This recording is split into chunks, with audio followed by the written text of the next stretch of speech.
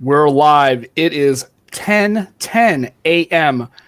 in the Central Time Zone. It is 8:12 a.m. Pacific Standard Time. Of course, we got to talk about bullshit Standard Time. I guess it's like 4:12 PST. Hey, you put some respect on Hollywood's time zone. Right. And then, of course, for Issa, it is 12 a.m. on the next day. It's not even the same day. She's in the future. Yep. That's right. In the future, yes. She's in the future. It's Across the Poncast, the best podcast you never heard of. Sam and Matt. If you're watching the stream, you see we have two special guests. And could be a better way to start the year in 2021 with two of our favorite human beings on earth. We got Josh Vergara. Issa does tech. Welcome. Thanks for a lot for coming. I know it's midnight there, and Josh has got to get up early and even had to make sure he mentioned pre-show that we made him get out of bed, and he did his routine, expedient routine just for us. Oh yes, definitely. Even right down to making the morning tea.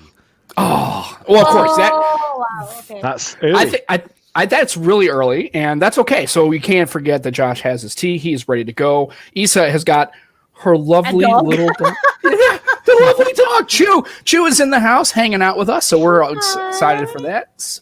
So how are you folks doing? Welcome to the first episode of the new season 2 of Across the Poncast. Thanks for having us. Also, honorable shout out, by the way, to the hat that Matt is wearing. Just want to give a shout out to TK. I mean, look at that. Yeah, TK Bay, always in spirit here in the show. Matt has got his hat. I think it's the only hat he owns. I think. It's not. It's just the only hat I wear for this show. Representing. It's a very special gift from TK to that. Right. First hat. And I own many hats. Just this one is my preferred hat because I like it. It's comfortable. It's big. Literally and figuratively, because you just got back from work. So yes, you wear many hats. The wearer of many hats, yes. Right, absolutely. So I am not working. I start back tomorrow. Actually, I worked all the holiday. I really wasn't off except for a day or two here. But yeah, because usually where I work, I'm usually the guy that has to stay behind, and all the other people are off for the year. They have children and stuff, and my girls are 19, so I don't really take time off. I let them take time off so they want to be with their family. We just kind of hang out, so I don't mind. Nice of you. Yeah, well, I remember years of having my daughters at like 6 and 7 and when I was in law enforcement, I was the low guy. So I always had to work Christmas days and New Year's Eves and all that. Oh yeah. So it's kind of like, kind of was unfortunate. So I thought, well, I can pay it forward. So for most of my, the people that I work with, I'm the one that kind of stays and holds the fort down. They all take the time off from the holiday. So it's cool. I don't mind helping out. That's my really little, nice. That's really nice. I want them to think I'm actually sort of a nice guy. Not that nice. It's all a ploy. Meantime, I've not done anything the last 4 days. That's okay. So what happened since you have done? What do you haven't done? You just hanging out in the house? What have you been? You haven't done anything? What do you mean, like grocery shopping, anything, or just like chilling? No, nothing. I set up another aquarium. That counts. But I've literally just been chilling. We set up an airbed in the living room, like the area where a coffee table type thing supposed to be. We just moved that, and now there's a bed. Once you enter a house, there's a bed, and everybody's been home, and we've just all been there with Chu and literally doing nothing. I've not even responded to emails or messages or anything. Which is why I'm happy I got this message. Oh, I know. That's why I sent them both. I didn't have your email, so I just was like, okay. And then I sent a message, and then she's like, hi. I was like, okay, that's cool. And I sent Josh him both his message and an email, because apparently a lot of people don't check their emails all the time, so he may have not saw it. So was that a slide digger one from last week? Yeah, no, I just a lot of people apparently they don't. I'm used to using email just because where I work, that's how, that's why I make calendar invites and stuff like that. And even we had one guest on there like, oh, you made a calendar invite for the show. That's kind of cute. I was like, that's how I do. First of all, it's how we keep things straight. And also, what's wrong? Yeah, that's what I always do. I love that. But you know what? The email thing, it's very much an on again, off again relationship with email, because there are just days where I'm inbox zero. I'm so good at it, and then Christmas happened.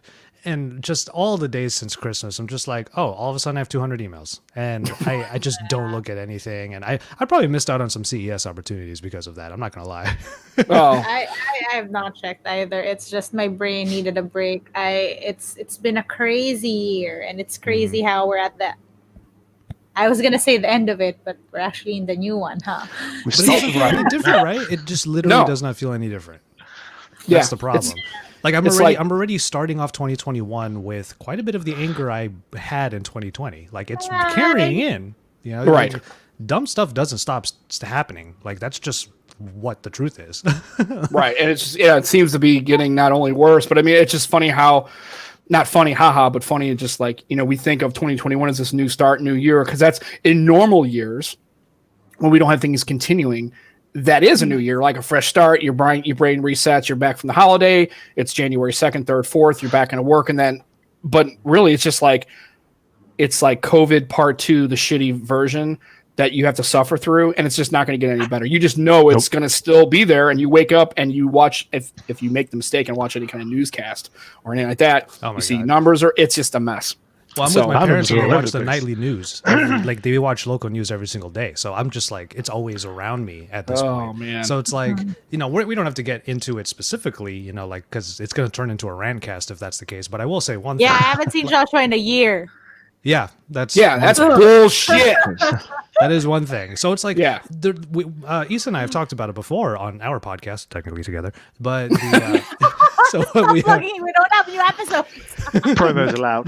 No, but you've got a lot of good stuff, and I'm telling you, I missed a couple just because, like I said, holidays got weird. So I went back. You know, you guys aren't. It's nice because I don't feel like I got to catch up. I can catch up now with the ones I missed or listen to older. So it's nice. I don't have to like, oh shit, there's another show. I got to start watching that or listen to that. I can actually go back and kind of catch up because, like Josh says, I would think like, you know, going back in the older episodes, it's like it's not as if every episode is so timely to when it came out. Like it's just a discussion. That's something that we always wanted it's just a discussion between us or just some sort of like hangout. Just like this one. Like I said, come hang out with us. We're fun. Just kick it with us. But anyway, this is what made it clear to me that even though we're in 2021, nothing's changing. It's I was like, oh, it's the new year. It's going to be great. We'll get vaccinated. It's going to be fine. And then that one idiot or whatever the fuck his name is in like the Midwest. I know it's already starting. I'm looking at the chat. They're already seeing the curse words come out of me. It's already starting where this one idiot like deliberately left out vaccines so that they could go bad. Like he deliberately left 500 doses out. And he's just trying to screw up this entire thing. Like, yeah. Oh my God, I'm already angry again. Like it's the second day of 2021. What is happening? So it's not even nothing's really changing. Like we're just carrying all of this BS from 2020 into 2021, hoping that sooner rather than later it's all actually going to get better. Yeah. And then Matt, you're in tier 4, right? You're in tier 4 right now. You guys are all I am in tier 4 currently. Yes, currently. Yeah. Well, I mean, we started a new variant, so you know, like good job, guys. We fucked it up. We fucked Leave it to the British. Always come up with new shit.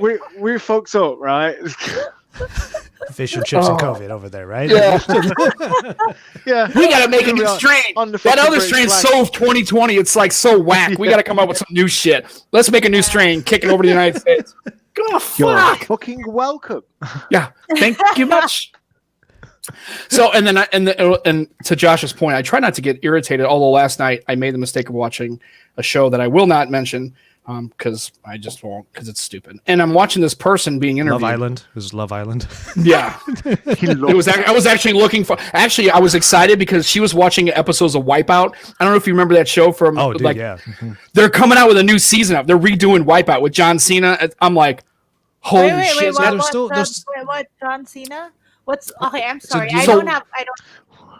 Okay, Wipeout was a show. Okay, I'll let you explain what Wipeout is. But so there's a story about it that I got to bring up after you're done. Okay, cool. So Wipeout's like a game show, but it's like obstacle courses, but they're ridiculous, like big balls, and they got these things they're bouncing around. They're trying to get through an obstacle course, and they're a little harder. And they start out with like I think 12 people, and they whittle them down to 3. And there's like this big Wipeout zone where it's like a big, huge arena-sized obstacle course with these big stupid and these people when I'm talking they get knocked over or knocked into, these people get blown the fuck up. I'm not even kidding. I've never seen people dude, like there's this one where they're running across and it's like a wall and there's this little small platform you're trying to run across and a door will come out and just I mean like they'll run full speed trying to get across this thing and this padded door comes out and goes boom and just I mean they go from like 18 miles an hour to full stop and just get blown up, flipping over. Whiplash. Dude, I'm surprised people don't get destroyed on. Why am I getting like not that when I Google Wipeout? I'm getting this dirt remover, which is Wait, did you put 2 words? It's one word. It's just one word, and then just put Wipeout TV or Wipeout Show. Okay. It'll come you up. might get the UK. You might get our version as well because our version was by Richard Hammond. Yeah, we had really. It was The when hamster it was a thing. It was Richard Hammond was the host. Yeah. Oh wow, dude, that was. Oh, okay. I know what you're talking about. Okay. Yeah, this show, and then we were watching. So Becky was watching reruns. I was like, "Oh shit, this is Wipeout." It was on TBS. I'm like, "Oh, I'm in." So we were watching it, and then they said new episodes. They had a trailer for like they're gonna have John Cena and somebody else is gonna do like new episodes of Wipeout. I was like, "Oh my god." I was so excited. So they're actually bringing out the new season, because I'm gonna do my best not to be the downer with every story, but didn't someone die like on Wipeout? Like, I don't know if they died. Maybe so, but I can tell you, I cannot imagine that people didn't get really like injured. Some of those people get fucked up, man. I mean, they get they've got to sign something before they go. Oh God, yeah. There's no way they're like, yeah. Aditya said that Wipeout is a Western version of Takeshi's Castle, and I know Takeshi's Castle. Yeah, MXC. Yeah, MXC is hilarious. Well, the westernized version of Takeshi's Castle. Yeah, that's hard to say. Takeshi's Castle was called MXC, and it was just a classic show. It was so poorly dubbed over. That was the point. But like it was so funny. Yeah, it's just to me. That made me happy. And then the TV was still on last night. And then this lady comes on and having an interview, and they're talking about COVID distribution, vaccine distribution, and about how, of course, the United States sucks because we do, right? And then she goes, well, I don't, and I have a brother who lives in Belgium, and they've already been contacted from the government that are going to get a vaccine by February or March, and yada yada yada. I look at my wife, and she goes, I don't think it's really a size, like the size of the country. I said, is this lady actually meaning to suggest that a logistical distribution isn't affected by the nation's size and population? So let me see if I got this right. This lady's saying that a country the size of Belgium, which is basically about the size of half of Missouri, with 11 million people, is having less distribution and logistical challenges than a country that's 300 times the size with 100. What? Well, Israel's at 10%. I'm like, are you mean to tell me that you're going to compare a country that's the size of fucking Virginia with 11 million people that we can distribute it easily? Yeah, no shit, because everybody's right in the same spot. Flying out everywhere over here. It's great. But it's not even just that. It's not just the size. It's not just the size of the population. It's the fact that we have literally 51 different territories that all kind of work autonomously or claim they do. And it gets worse. And then it gets worse. So and then you got the states. The individual counties in those states have completely different regimens too. So it's not only going from federal government to states, but then states like Missouri have 130 counties that have different distribution protocols. Right? They're up to it now. So at the county level, it's even broken. It's like, okay, it's just going to be a mess, folks. But anyway, I just love how this lady just. Well, So it drove me crazy. So that's to Josh's point. It was like, here we go again. I got to stop watching this shit because I'm gonna fight somebody. Like I was saying, like Issa and I were saying in our podcast, it's just the level of. I mean, I don't know if really anger is the word. It's just annoyance, I guess, irritation that we have. It was anger for me. Yeah. It was anger driving me to literal tears every day. I'm sure it goes via levels, and it goes from like there's irritation and anger and then just rage. Yeah. But that's part of it is the fact that when I see other people, like on New Year's Eve, people were posting their IG stories that they were watching on Twitter, and they were just saying these two IG stories being back to back is absolute shit, where one of them is people partying and the other one is someone in the hospital. And it's like this is what our life has become, is that we're watching people be literal idiots and not care. That's really what it is. It's not care. Right. And then the people who do care are getting affected by the people who don't care. And like when I think of it that way, it's like, yeah, whenever I see somebody like just balking at all of the rules and the guidelines that are in place to keep us safe, all I see are people preventing me from seeing my girlfriend. Right. Yeah, that's really how I feel now. Like, yeah. and that's literal anger I have at those people. Between you two. Yes, right, indeed. Because on the one hand, yes, maybe I'll get vaccinated in the next couple of months, but where Issa is, there's literally no information as to how that's going to go. Oh, there is, but No, but it's if you come over here I first, can chill talk here about for a bit. that. Yeah. go Yeah, ahead. no, You said- I can talk about the vaccines, but then I'll get mad. And if there's one big 2020 lesson is that we can't control the world, but we can control how we feel about it. So Right. now every time I'm mad, I'm just gonna be awesome. Well, just look great.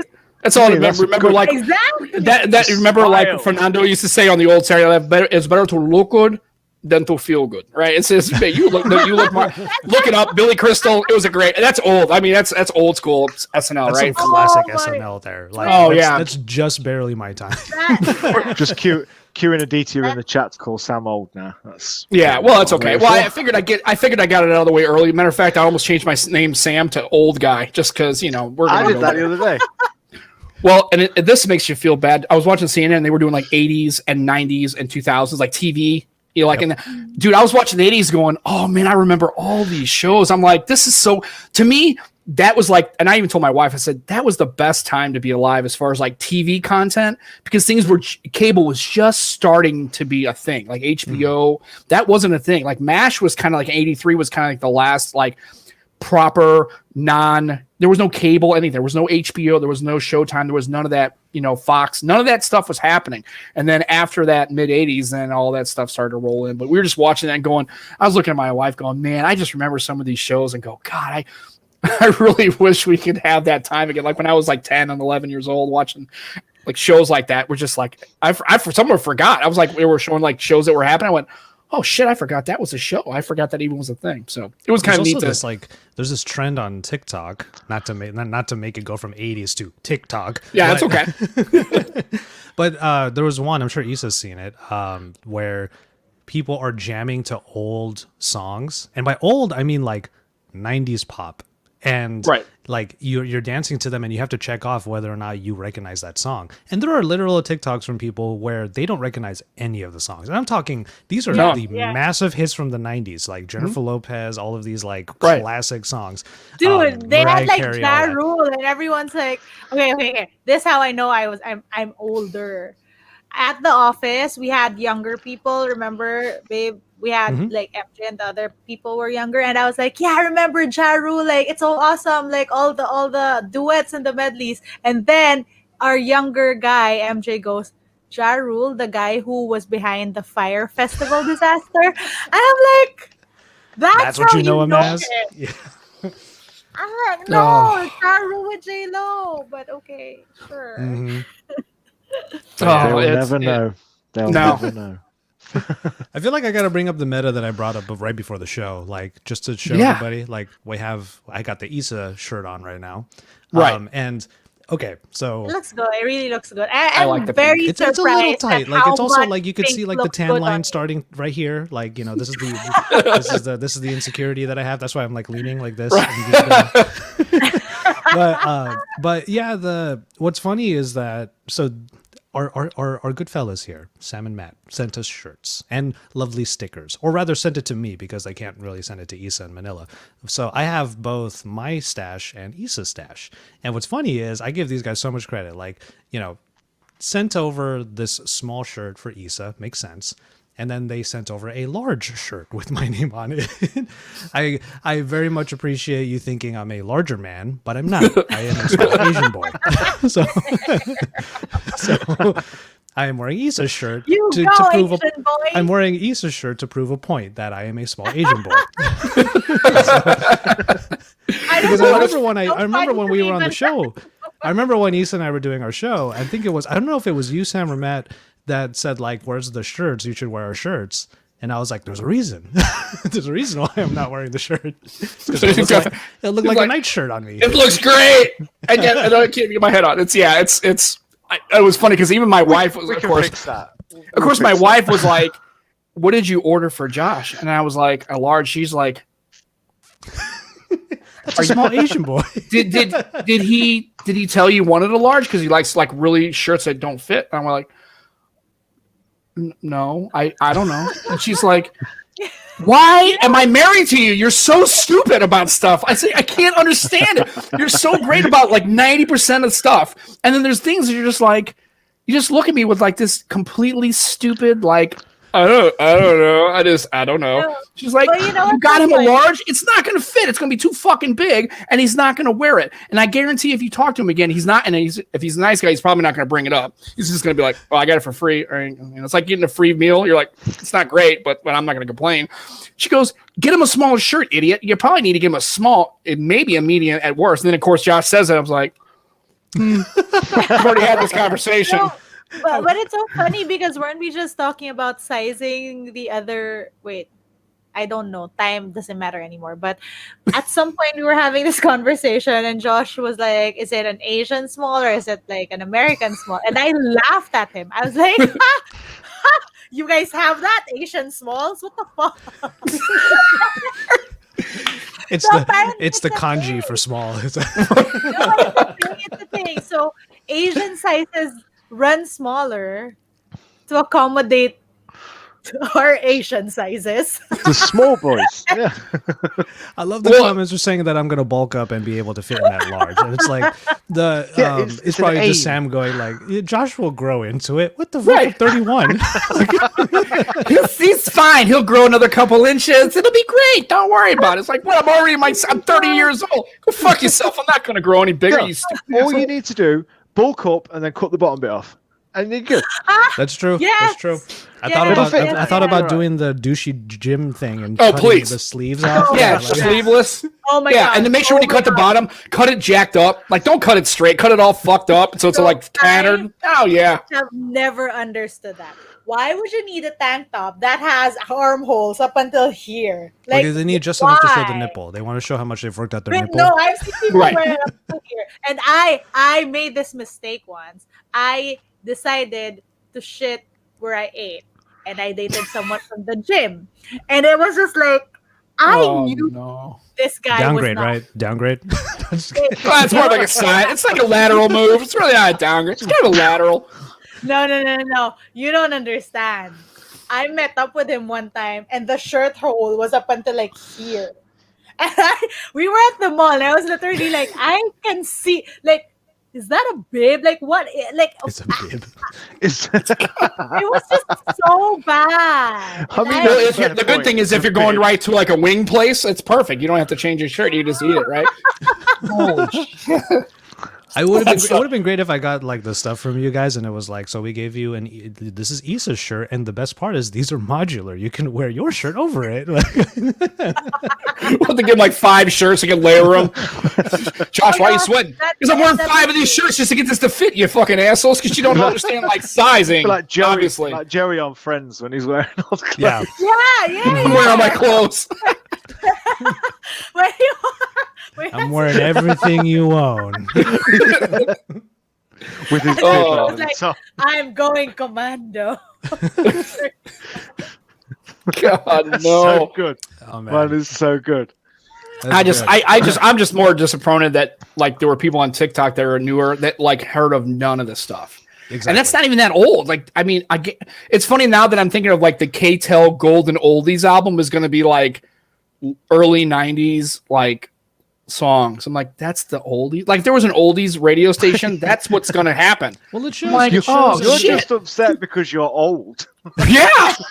Well, fuck you, because one day it's going to happen to you, and you're going to have this epiphany where you're going to be talking to somebody. And now the problem is I can't have normal conversations because I use a lot of references and analogies in my conversations with people. And I'll say something, and you can tell it's like it just doesn't click. You're like, oh shit. Like I passed the point where now these things are they were relevant to most people, but now people just don't understand the context. You're like, well, the thing is the shit. real tea here. Oh, I can't believe I just used that phrase. But is that I can't believe I just used that It phrase. fits. yee. Is like that this is how we know this is how you know you're getting older is when it's not that people it's not that younger people don't know the songs, it's that you say something like, oh, but today's radio is doing them a disservice, like they're not playing the good shit, you know, like they're not playing the classics, you know, it's their fault. Like we start getting systemic about it. Guys, they don't even listen to the radio. I was gonna say, what the fuck is a radio? What's this shit? I don't You're like, even this is know true. how. Remember that dude who went viral because he was like, why the fuck is there a fridge on the save button? Like, it doesn't make sense. Why is it a fridge? The diskette. It's the floppy disk. Yeah. symbol, yeah. Honestly, you introduce dial-up internet connection to some of the kids these days, they'll freak out. Oh, yeah. God forbid They will you have not to know wait what's for going anything. I still remember, and this I am dating myself. So I remember you listening to the radio and having a cassette ready to go, and recording the radio on a cassette and making mixtapes that. We did that in the 90s as well. It's okay. Right. It's I was like, You're oh not that shit. old. It's fine. Yeah. Or 'Cause you when wanted to had a recreate cassette, this then put it on the experience. pen and then rewind it. Oh yeah. Oh yeah. And you used to you try and pause the adverts, so you just got music instead of the ads in between the fucking songs. And you record it. See, we remember, and I remember when I was a kid, you used to record your favorite song on your phone to make it your ringtone. Yeah. Yes. Yes. And then trying to catch it just as the guy comes on to end it. You're like, no, that's mine. Actually, my first or an 8-track. My right, goodness. I've never heard an 8-track. Oh, I have. No, I haven't. Oh, I have. And is it supposed to be like at all better as like because you know how they say vinyl sounds better than digital, like you know, if you have the ear for it. Does 8-track have that same reputation? I don't think so. I mean, I don't think it's as like I said, the only 8-track I had, actually my first car was a 73 Super Beetle. It had an 8-track player in it. And so, and the only 8-track I could get my hands on, the only I didn't have it in 1973. I'm just saying it was a 73 car. And then the only 8-track I had handy to test it was a Elvis Presley like 8-track. And I was like, okay. And I just stuck it in and I played like 10 minutes of it. And I'm like, okay, if I had a pencil, I would pop my eardrum. I just fucking jam it each one of my eardrums. So then my dad was like, took pity on me and he bought an actual cassette deck and actually took it out and put actually a AM FM cassette in the 8-track. He took that out. So that's the only thing. The closest thing I think we might have had to that kind of experience was just like Nintendo cartridges. Right. You know what I mean? Yep. Exactly. Which literally does not. My earliest. No, it ruins them. You blow in it as well. Like, yeah. Well, yeah. My earliest memory of shopping for tech was actually trying to find a CD player that had like anti-skip and stuff like that. Oh, like a Discman? Yeah. Yeah. I got around that by getting a box and putting a foam pad in it and putting the Discman on top of it because you used to use the tape to put it inside. So in my car, I would have a square box. I'd put the Discman on a little foam pad, and that yeah.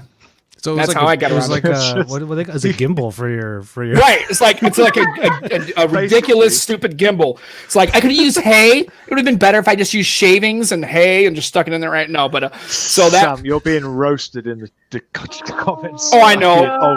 Well, it's funny because my dad saw me do that one time. So I was downstairs. I had my Nintendo, right, and I'm blowing in the cartridge. He says, "Hey, stupid, what are you doing?" And I said, "What do you mean? I'm cleaning it out." He goes, "Cleaning out what? The cartridge? You dumbass, it's copper contact, you fucking idiot. And you're putting moisture on it, and then you're sticking it in the damn deck. Let me guess. It flashes and shit. You know why? Because you're damaging you're putting moisture in your breath on copper and you're sticking it in there. Are you retarded? Stop doing that." And I said, "Well, Dad, everybody does that." He goes, Yeah. And that's why everybody's fucking stupid. And that's why everybody is gonna ruin their Nintendos. And so that's what happened. So you have to flash, right? And then, of course, he watched me do that. And it's funny because now you look back on it, and now when you do this, everybody goes, "Yeah, Nintendo. That was a Nintendo thing." Yep. Yes, it was ubiquitous. Everybody did. It was awesome. That's what your dad sounded like. That explains a lot about the way you were. Oh, my mom was worse. You never met my mother. Holy cow! My dad, my mom. We just got a real big glimpse into the dynamic of this show, like right. Oh yeah. Oh yeah. The origin. It's unraveling right in front of you. Oh, if they were, my parents were very big on, like, if parents watch them today about like feelings and like, no, my parents were hardcore. They're like, fuck all that bullshit. They're like, look, man, we're not teaching our kid to do that. My profanity was at my house very early on. It was the language of love. That's what it was. It's like my kids, hey, can we just kill this one and just make another one? Because this one is not working out. He's like 6 years old. Number 2. Can we just kill this kid? I mean, seriously, what's wrong with this kid? It's like, what's wrong with you? I'm like, I don't know, Dad. He's just like, oh, fuck me. He goes, where did you grow up again, Sam? I grew up in St. Louis. St. Louis. Okay. Yeah, that's where I still live. Oh, you Apparently, mean I'm still here. America was discovered when you were born. Right. Right here in Wait, the center. what? Just- Yeah, no, because everybody likes to say, yeah, that. So, and yeah, my mom and my mother was even worse because she was yeah, we could go into it, but yeah, she was hardcore. My mom was not about like reading stories to you and hot cocoa. And my mom's like, get the fuck out of here with that bullshit. She was She's more just like go to away. hit you with the cup of hot cocoa than.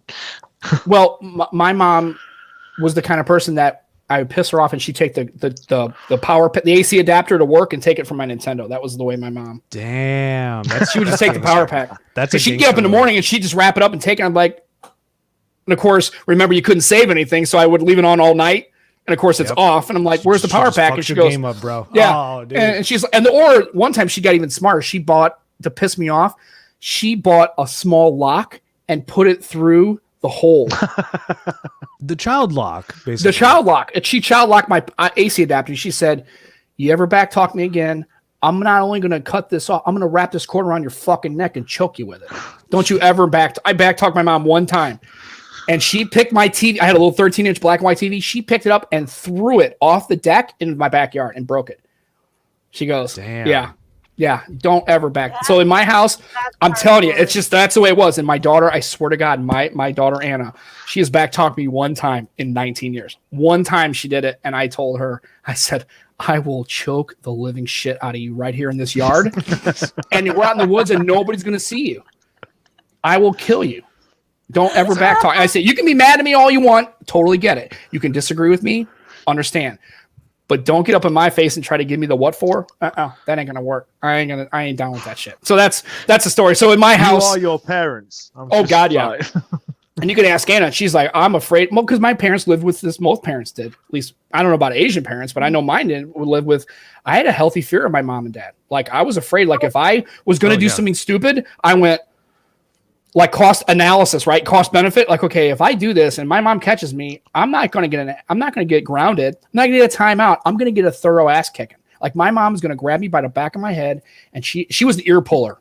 She would grab my ear and twist it. And you'd be surprised how well you can control a child or a human being if you grab their ear and turn it, and you can pull them in any direction you want. They're like, it's like a snowball in the ear, right? You're like, oh, it's paralyzing. So, yeah, we have a long chat. Oh about no, that. I'm not to speak on Issa's behalf. I'm just saying, like, for us We're Filipinos, scared of our parents. We're scared of our parents for sure. Like, we're scared. And my dad, he got creative with punishment. Like, he made me squat, duck walk. What else?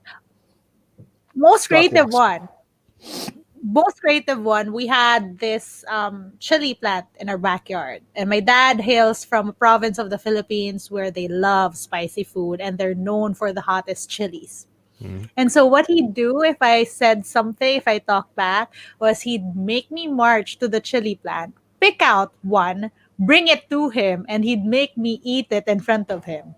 Which honestly wasn't so bad now that I think about it. But it's now we love spicy food. Yeah, I do love spicy food, but it's the mental torture of knowing it was a punishment and you having to walk to the plant, pick out one, show it to him, and eat it. I mean, eventually I figured it out that it wasn't so bad, but like when it was starting, I was just like, but it's just knowing that you are walking to your doom. That was the mental punishment. I guess same thing as going to go to the tree and pick out a switch so I can beat you with it. My mom did. That was mine. That was mine. I had to pick out the belt that was used on me. Oh yeah.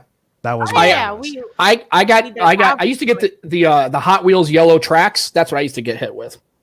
That's why until I stopped getting those. Oh man. That, and then one time my dad took a belt off. I came in the door and he got me at the door. I came in from a trip and he was at the door, and I walked in and he went and he swung it and I jumped the belt.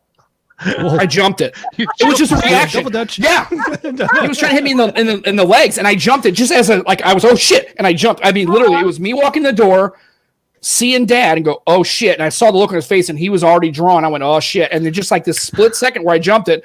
And I'm telling you, I've only seen my dad to the point of homicidal one time, and that was it. He was so pissed that I evaded. He thought I jumped it on purpose just to like duck it. I was like, Dad. And he goes, you motherfucker, and grabbed me by the top of my head, like grabbed a handful of hair and he yanked me up and was just like, boom, and just, smoked the living shit out of me. I mean, you guys, but Oh yeah, it was bad. the Imagine comedic doing side that of now. me is looking back on it and thinking that your dad should have been like, "Wow, my son's got great survival instinct." Oh god, yeah. He's thinking, damn, that's some fucking ninja. I'm like fucking vertical, man. I was like, phew, like Matrix, right? I was like, jumped and he turned around and shit. It was like a Matrix moment, right? And oh yeah, and Andrew's right. The wooden spoon. Oh fuck, dude, that's wooden spoons or spatulas. Boo. Yeah, Y'all are old. Dude, yeah. My parents. I mean, but here's the funny thing. Because of that. Up. Well, what does a British ass whooping look like? How about that? What does that look like? About the same. Yeah. Hey, Josh, I think ass kickings by your children. I think from parents to kids are universal. Uniform across the world. Probably. Yeah. I was just curious. Yeah. What that would look like. What's the tool? What's the tool of a British ass whooping? How about that? Biscuits. Meat stick. What? Biscuits. chuck a chip buddy at him. Just catch that shit. Thank you. Yeah, exactly. Well, and here's the funny part. So all of that happened to me, like all those moments of like fear. And here's the thing: if you ask my daughter, I've never hit her one time. Never. I don't know what it is. It's To the me, slipper. I think. British thing with a mother is the slipper. Oh, the slipper. Oh, gotcha. Yeah, it's at the ready, just and it's got like a little recoil. It's got a little bit of like a It's whip. like a slider kind of thing, so it's got a bit flat of edge to it. Oh, it's like a whip. Yeah, but it's funny is because of all that, I never hit Anna. Like I was like, because I think the problem with physical punishment was that was the end of it, right? You didn't have any time to reflect. Like I did the act, I got my ass kicked, and that's where it ends, right? You don't reflect on that. You just know it's a physical response, right? I don't want to get, but I always made sure that now with my daughter, I explained, okay, this is what your behavior, I was a lot more, and I still got pissed off. I'd still yell at her a little bit and get in her. But I mean, I never hit her. And even when my ex-wife said, hey, you need to go in there and spank your daughter, I'm like, I'm not doing it. I'm not hitting a kid. It's just not my thing. And I don't know if that's just because I had an epiphany about it or just all the ass kickings I got as a kid. It's because you got your ass kicked as a No, kid. when man, I was- You're when like, we do were I want to younger, when inflict we the were pain I younger. had? Yeah. And I It just don't think explains it's a a lot good. about you as a person in general. That's fair. When we were younger, though, it came to the point where, like, I am the eldest, so I went through like most of it, all of the punishment, all of the. Yeah. They were working on all the metric, the matrix of ass kicking on me. I was like I was a tester. My I youngest think- brother now was like, yeah, this happened to you guys, and we're like, oh yeah, you don't know because you're the youngest. By the time they got to you, it was all fine They because I learned. did all that shit. But like, it got to the point where like I was just like, I'm just gonna do this bad thing because I'm just gonna get the belt, and it's fine. I can take the belt. That's when it stopped because I'm like, I get hurt for a few seconds, but it's gonna be worth this bad thing I'm gonna do. You know, I gotta say, like, there's a level of just sort of you do learn from the experiences that you grew up with in a way. And I think I have to give like my cousin, I'm not gonna name names, but like my cousin has a wonderful way of like child raising because I've never seen them actually get upset at their kids. And then I finally went to their place one time and I saw how they disciplined their kids and I understood. It's because whenever they're kids, they have like 4 or 5 kids. Whenever they do I know something, this because they're adorable and they're awesome. yeah, and they're all mostly well behaved. And whenever something does happen, they sit them down and they go, "You need to," like the parent tells the kid, "You need to tell me why what you did is wrong." So they have to put it in their heads, like you need to know why what you did is wrong. It's not just what you did is wrong. It's more like you are going to understand. This is the conversation I've been having with Chu, which I have not been having success with. You need She's to holding learn. her dog. Listen to me. Ah, you don't even speak English. You probably try. Have you tried it in Filipino? Have you tried it? Try it that way. Just try a different language. We've tried it in dog speak.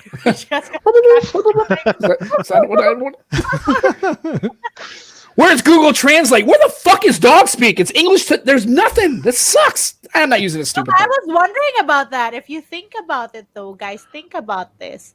Dogs speak different languages.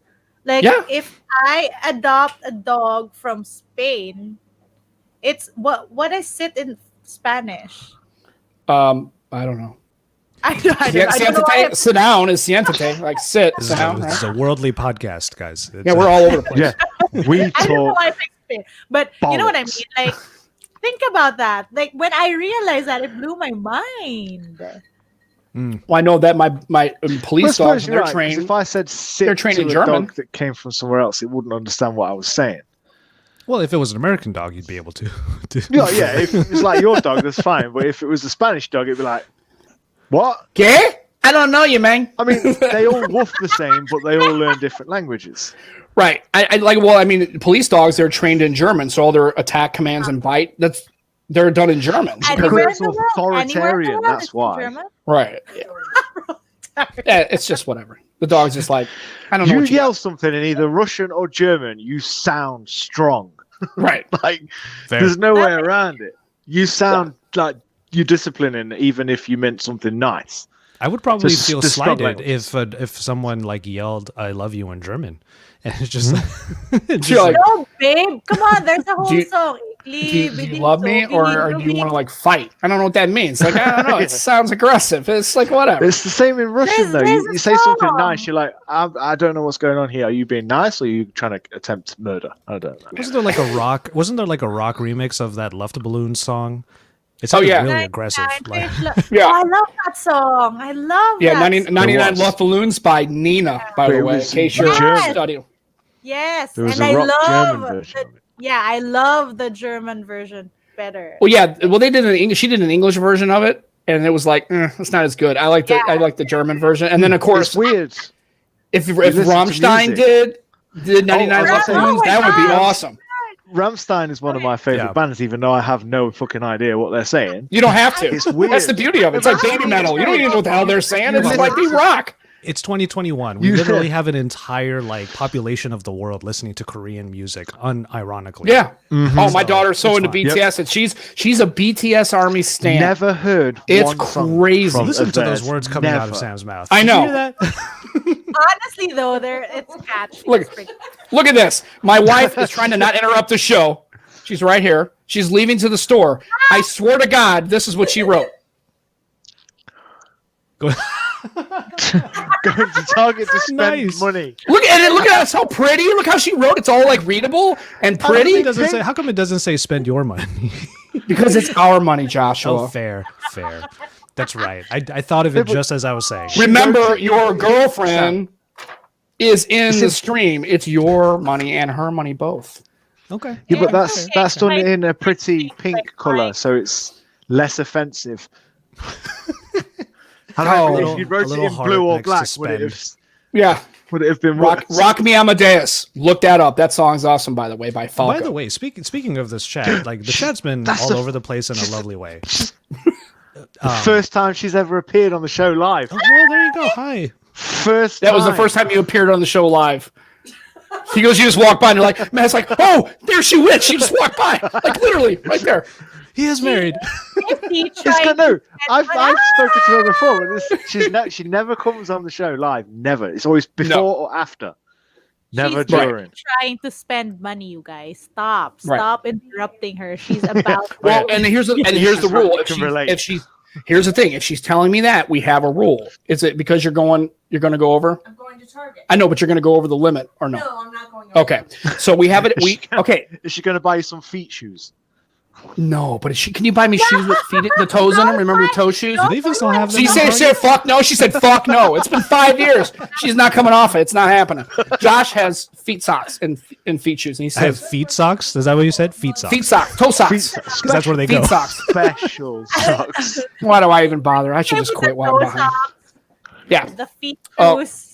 Oh god. Not What? Half my shit is in here. Okay. So, anyways, we have a I'm in agreement, not a rule. we have a standing agreement. The agreement is if we're out buying things, we can. It's a $250. Yeah. So if we're spending, You broke that once. I broke it once. So if you're buying $250, we have to discuss that purchase. If it's over $250, that has to be discussed. Like run it by me. Hey, what are you doing? Buy? Was it the car?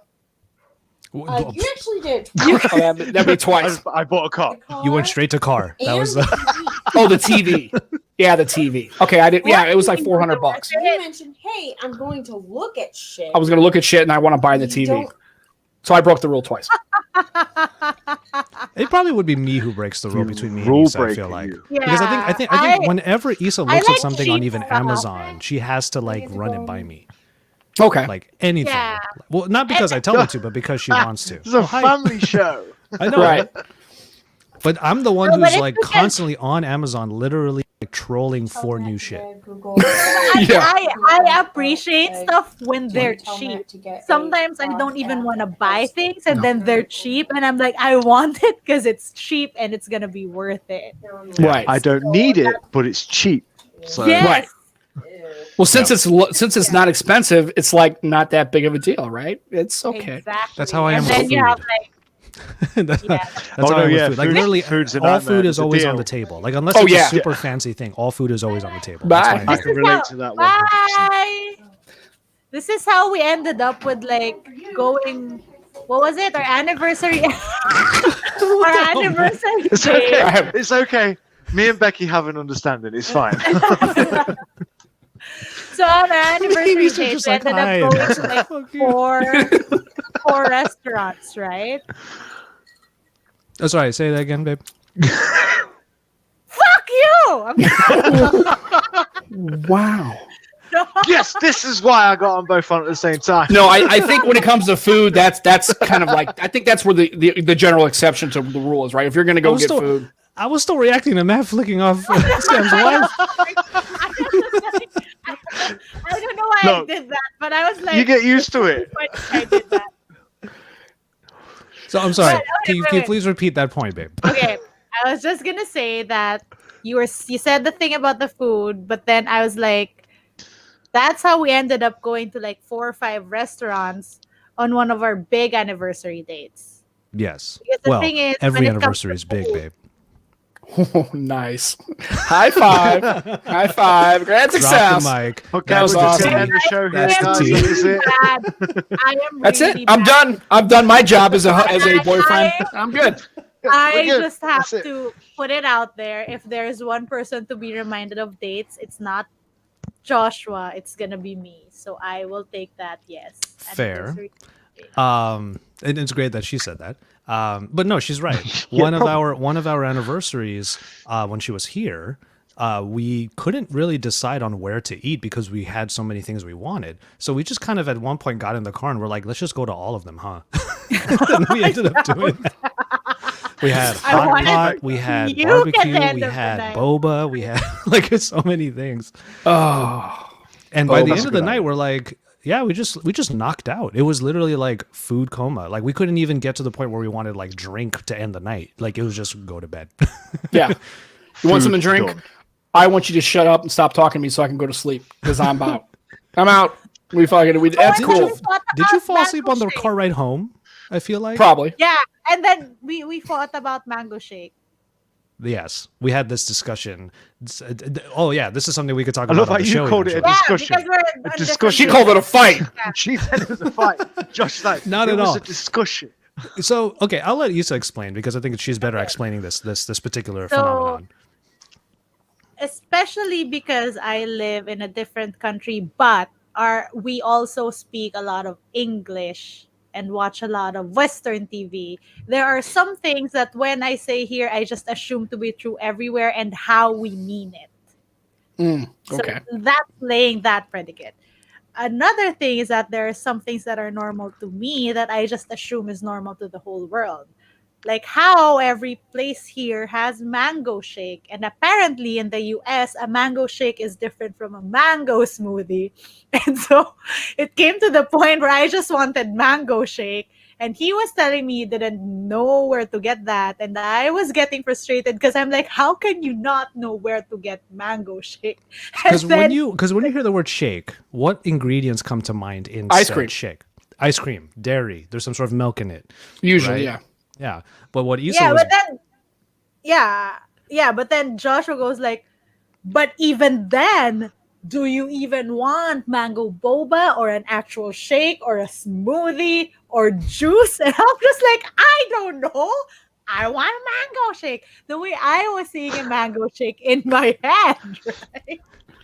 and I'm trying to decipher what this thing is. Like, is it like mango slush? Like, because I had to find the place for it. And Right. it's not easy to just go to any place because in Issa's case, if you go to any restaurant, probably like they have a mango drink and it's probably Yeah. like mango blended with ice.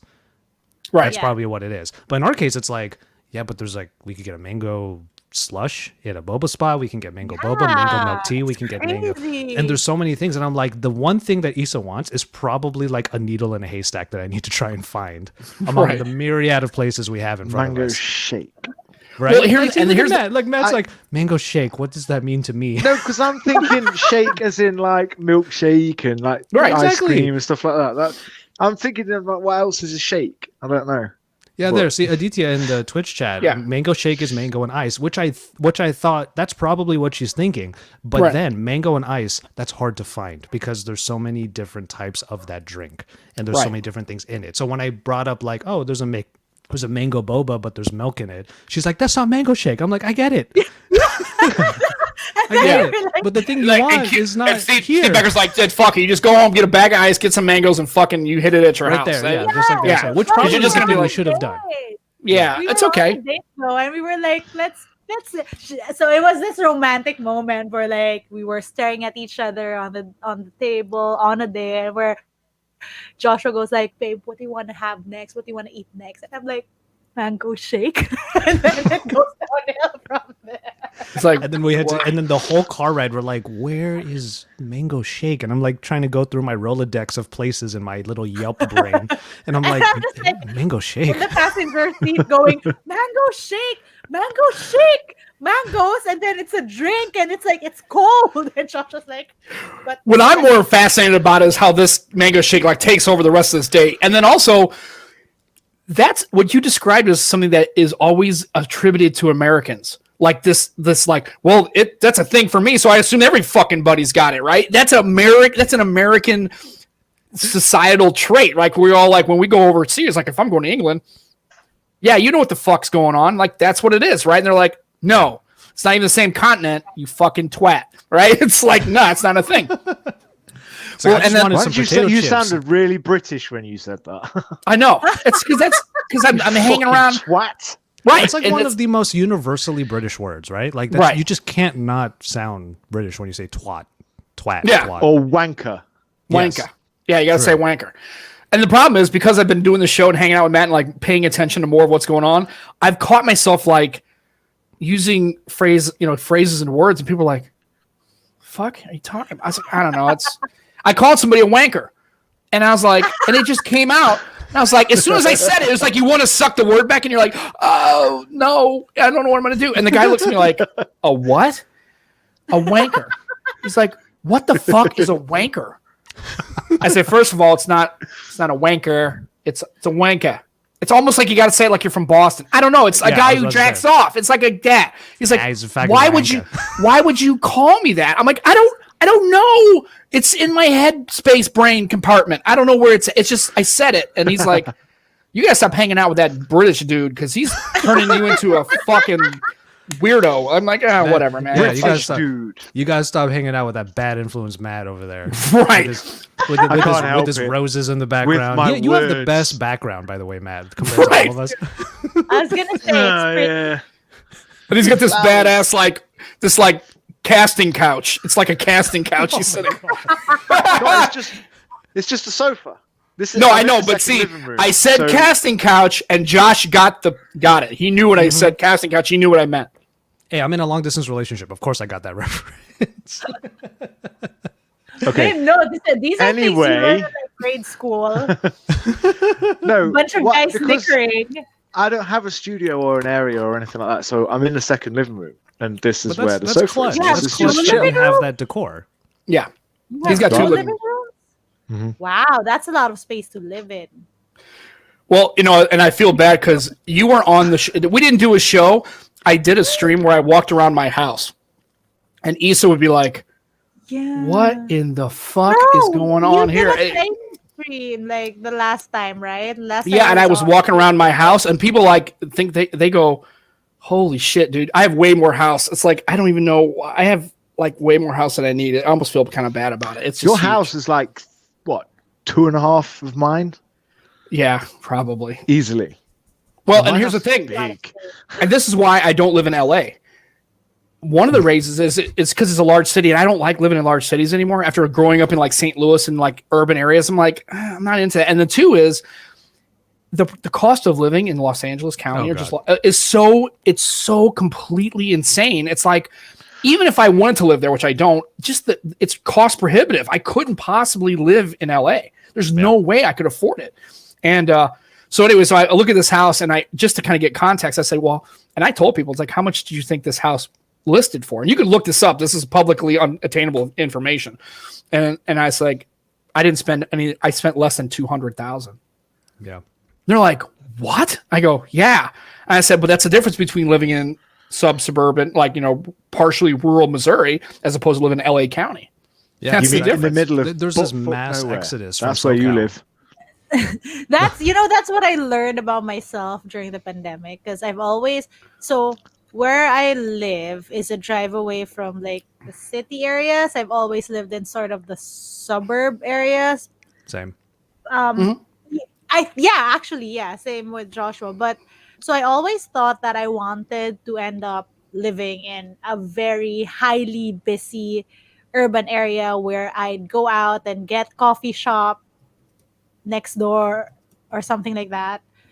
But now I realize that I would be very happy if I lived in the middle of the woods and I would have to go into town every 2 weeks to get supplies. That is what this pandemic has taught me.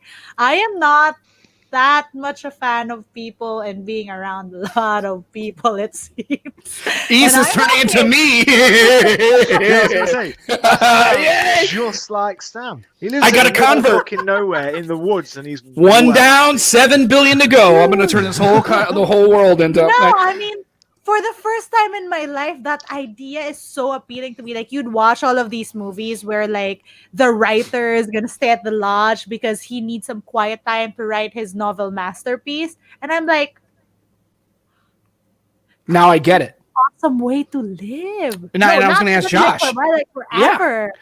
Right, and that's why I want to ask Josh too. I'm like, I think 2020, because of the way we've had to live our lives in pandemic and lockdowns, I think people kind of can get, like, I've tried to explain to people, like with Josh, I mean, he's probably lived in urban areas his whole life. He's probably never, right? And when you explain it to him, it's like, yeah, there's some debt, you got to drive, you got to plan trips, right? When you go to the store, you got to plan things out, which is more deliberate. I get it. But you can't, but the upside is so much better. Like right now, I'm kind of pandemic proof. Like, I live in an area, I'm not surrounded by anybody. I can just go, and I mean, literally, if I just go to the store, and as long as I do social distancing, and I mean, there's very little chance that I'm going to come into contact with people. Pandemic proof. Is that what you're calling yourself? Well, there's the thing. Let's just put it this way. One room of toilet paper. That's all. Right. Zombie apocalypse, and Sam, where is he? Up here. Sam's fine in a zombie apocalypse because he ain't gonna fucking buddy around him. Well, and I think I want to ask Josh, like, have you kind of felt the same way as far as like now maybe not totally like where Issa's at, like, but can you think about like now I can see there's upsides of living in more of a not totally rural, but like a quasi-urban rural area, like maybe 50 miles outside of the LA area. Well, yeah. That is technically where I am now, actually. I've lived. I actually have to. I have people online always calling me out because I have people online always calling me out because I rep LA so hard, as he said knows. Like, I love where I come from. I love Los Angeles. It's still my favorite place. I never felt the need to move to a different state or area. But the thing is, a couple of people will call me out like, you don't live in LA though. You live like just outside of it. Like, and I'm like, yeah, but that's kind of the point. One of the best parts about living in LA is you can visit LA. Like, you can actually go to downtown LA, do all of those things, and you don't actually have to live there. Right. I could have lived there in my 20s for sure, but and I think I can now, honestly. But it is better to be just outside of it, and I agree with you there that I can be out just outside of it, still enjoy all of the things that it has to offer, but I don't have to live in it. So I'm right there with you. I've also thought this out. Joshua likes to drive. True. We can just ask him to drive out and get stuff. Because whenever people come here, they always like. I remember one time one of my old colleagues from Android Authority came down, and he came with his girlfriend, and he was like, "Oh yeah, we wanted to visit like the Hollywood sign and all this stuff." And I brought him there, and he looked over at me and he was like, "Why does it look like you're a tourist today? Like, why are you so happy to be here as well? Like, isn't this so normal for you?" I'm like, "Actually, I've never been to the Hollywood sign." And he's like, Mr. LA has never been to the Hollywood side. I'm like, bro, it took us an hour to drive here. You think I've been to the Hollywood side? Right. It's not exactly a hop, skip, and a jump, man. That's exactly. Like you live just outside the city. People here talk about it all the time and want to go and visit. Oh, I want to go to LA. It looks so nice. It looks amazing.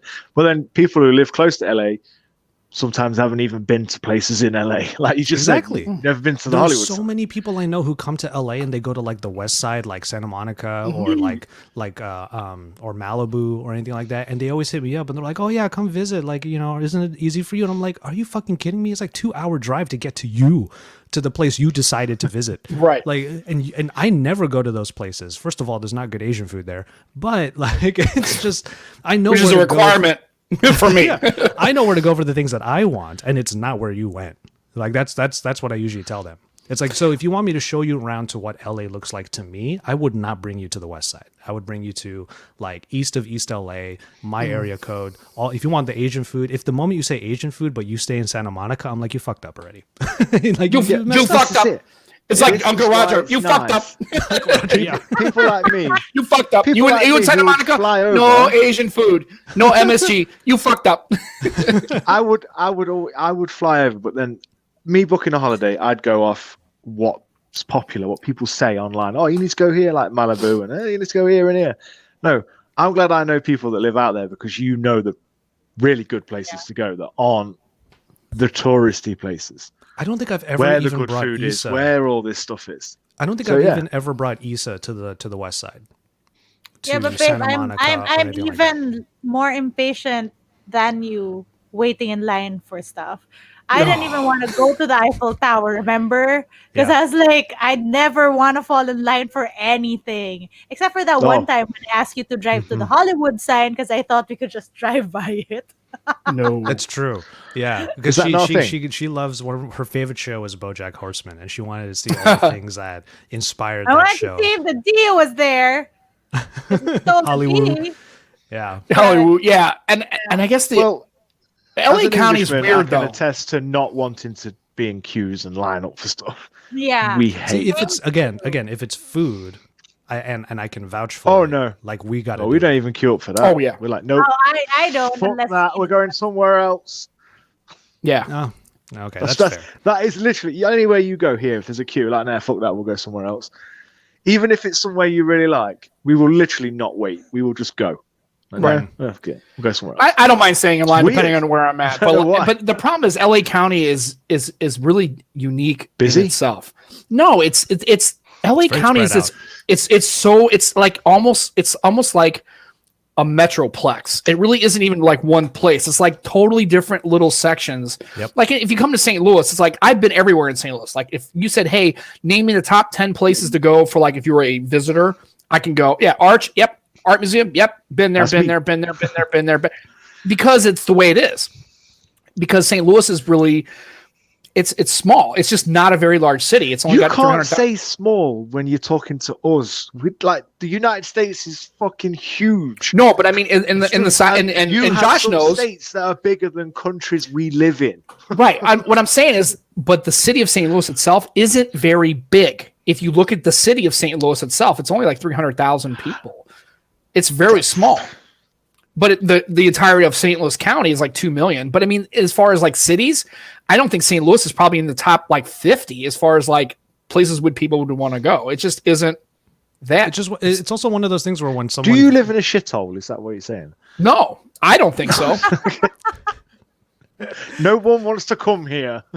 No, I mean, really, it's not. I mean, they come for a couple of things, but mostly St. Louis, food. as far as food. Dude, yeah, I'd pop Chicago. in for some of that barbecue, honestly. Like, there's barbecue St. Louis. Yeah, Kansas City. If you're in Missouri, KC, you was talking and about St. Louis. Chicago and St. Louis, and I'm like, I need to try all these foods. When I come over there, I'm gonna eat like I've not ate for a week.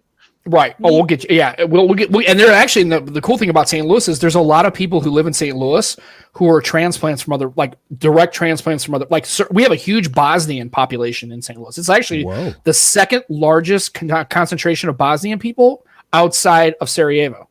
I mean, or like outside of like that, like Poland. More people live in Chicago who are Polish than in almost Warsaw, right? So, and we have a really large Korean and Asian community here. We don't have like a proper, we don't have a proper area, you know what I mean? But there's a lot of places that if you want like real a proper area, like well, I didn't want to say like your Chinatown. Be careful, Matt.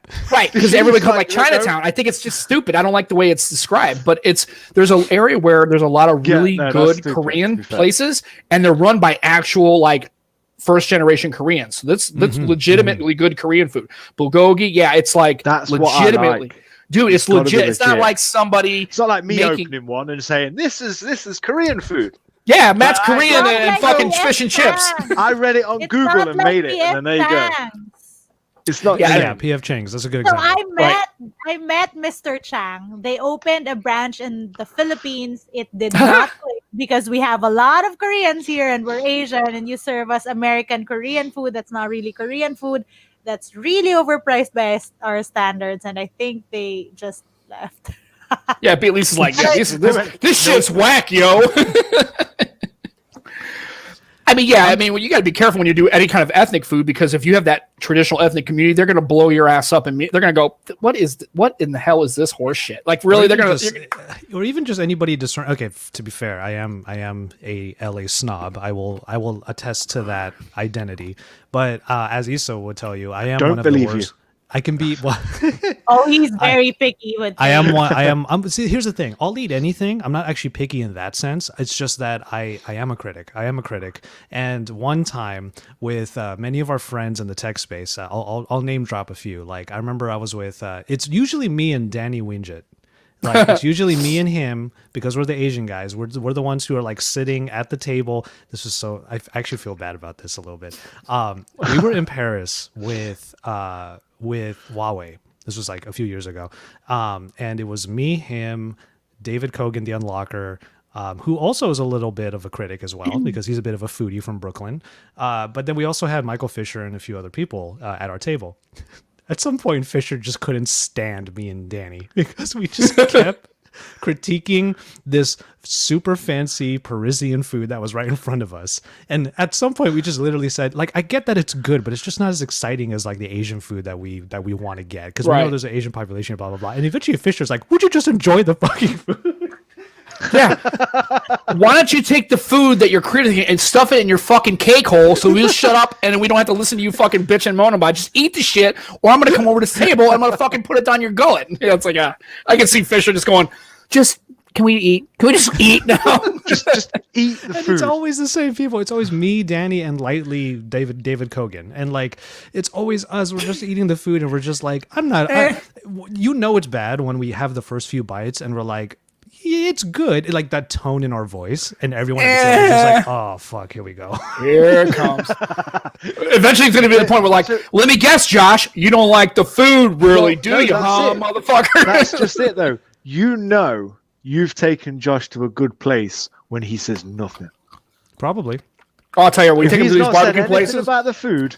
You know that he's enjoying. Speaking of the barbecue stuff, like I would love to try out like Missouri barbecue or whatever city, St. Louis, Kansas City, or anything like that. Which, by the way, Kansas City, Missouri, like still right. Nice. There's two of them. There's Kansas City, Kansas, and Kansas City, Missouri. I know that because my old colleague from AA, Lon split in half. He's in Kansas City, Missouri. Mm-hmm. So everyone keeps thinking he's from KC, but he's really from Kansas City, Missouri. Right, he's Missouri. Yeah, it's confusing. But it's funny, Issa and I did barbecue in Texas one time. And when we went to that place in Houston, oh man, like we just sat there and the whole time I was just praising the food. And you know that I love the food when I can't stop talking about how bad it is for me. Right. Oh, Tulsa's got some good. It's good. North Carolina's got good barbecue. Yeah. Memphis, that's another one. Because we have I've been to Memphis a couple of times and that's good. I mean, there's a couple of places. Barbecue. It's fucking dude, I'm so amateur. It's almost comical. Yeah, but it's almost comical. To me, somebody who just has a barbecue, like coal fire, whack a burger on it, some sausages, and off we go. Right. Is there any like Filipino food around you guys at all? Like, do you know of any joints? Not that I can think of in St. Louis. Although my family, my grandmother's sister was married to a guy from Manila. So there's a lot of, and there, so they had, children. So there's a lot of Filipino people in my family, and his name was Augury Baldasso. I remember his name, and he was about 5 foot tall. And I just remember his voice because he passed away like 1980. So I can just kind of sort of remember his voice in my mind. I don't remember what he looked like. But yeah, there's not really a proper, like, it really isn't like a real Filipino community in St. Louis. It's just, there's some Korean and some Asian, those kinds of, like, maybe Chinese, and then really a lot of Bosnians. I mean, really, like the part of South St. Louis, like literally is almost like, has been completely taken over by all these Bosnian communities, and not taken over in a bad way, but just they've kind of assimilated that. So there's businesses that are catering to Bosnians, run by Bosnians. And it's really kind of cool to see how that has kind of worked. And then some of you live next to Serbian areas, like people from that, like where they used to live, not so much, right? But they've come here and they've kind of left it all there and kind of just made a little kind of small Bosnian area inside of St. Louis. It's really fascinating to see kind of how people, and they're good about bridging the gap, right? A little bit of American, kind of getting into that swing, but still kind of keeping traditional Bosnian. It's Keep really the kind of American fascinating. out of it, and then it'll be all right. Right. No, I've just had to Google Filipino food around me, and I'm like, it's good. There's a couple. No, there's a couple of places near me, but it's those typical takeout places that probably aren't actually that good. Yeah. Well, what the term that we would say, isn't it, babe, is toro toro, right? Where you would just pick the one by one dishes because they're all in like the metal. Yeah. Like a la carte, kind of in the middle, like just grab it. You know what there's nothing turo like that means, apart from right? like an all-you-can-eat place. Isn't Turo's point, right? Different. Yeah, so you point at the things that you want, and they give you like the 3-item special, like that kind of thing. Like that's cool. Yeah, I like that. That's kind of a neat way to do it. I want that one. Yeah. I want that one. Well, the problem with me doing that is I'd point at everything. It's like, I'll try all. just one all the way swipe across. like that. Hey, asshole! No 12 special, just 4 special. We're being like a fucking asshole. I'll be like, I've never had it before. Just give it me all. Yeah. Well, what were you going to say? Because remember when Joshua first came over, we were trying to scope for the best restaurants for him to eat at, and I didn't know any Filipino restaurants because I rarely eat out.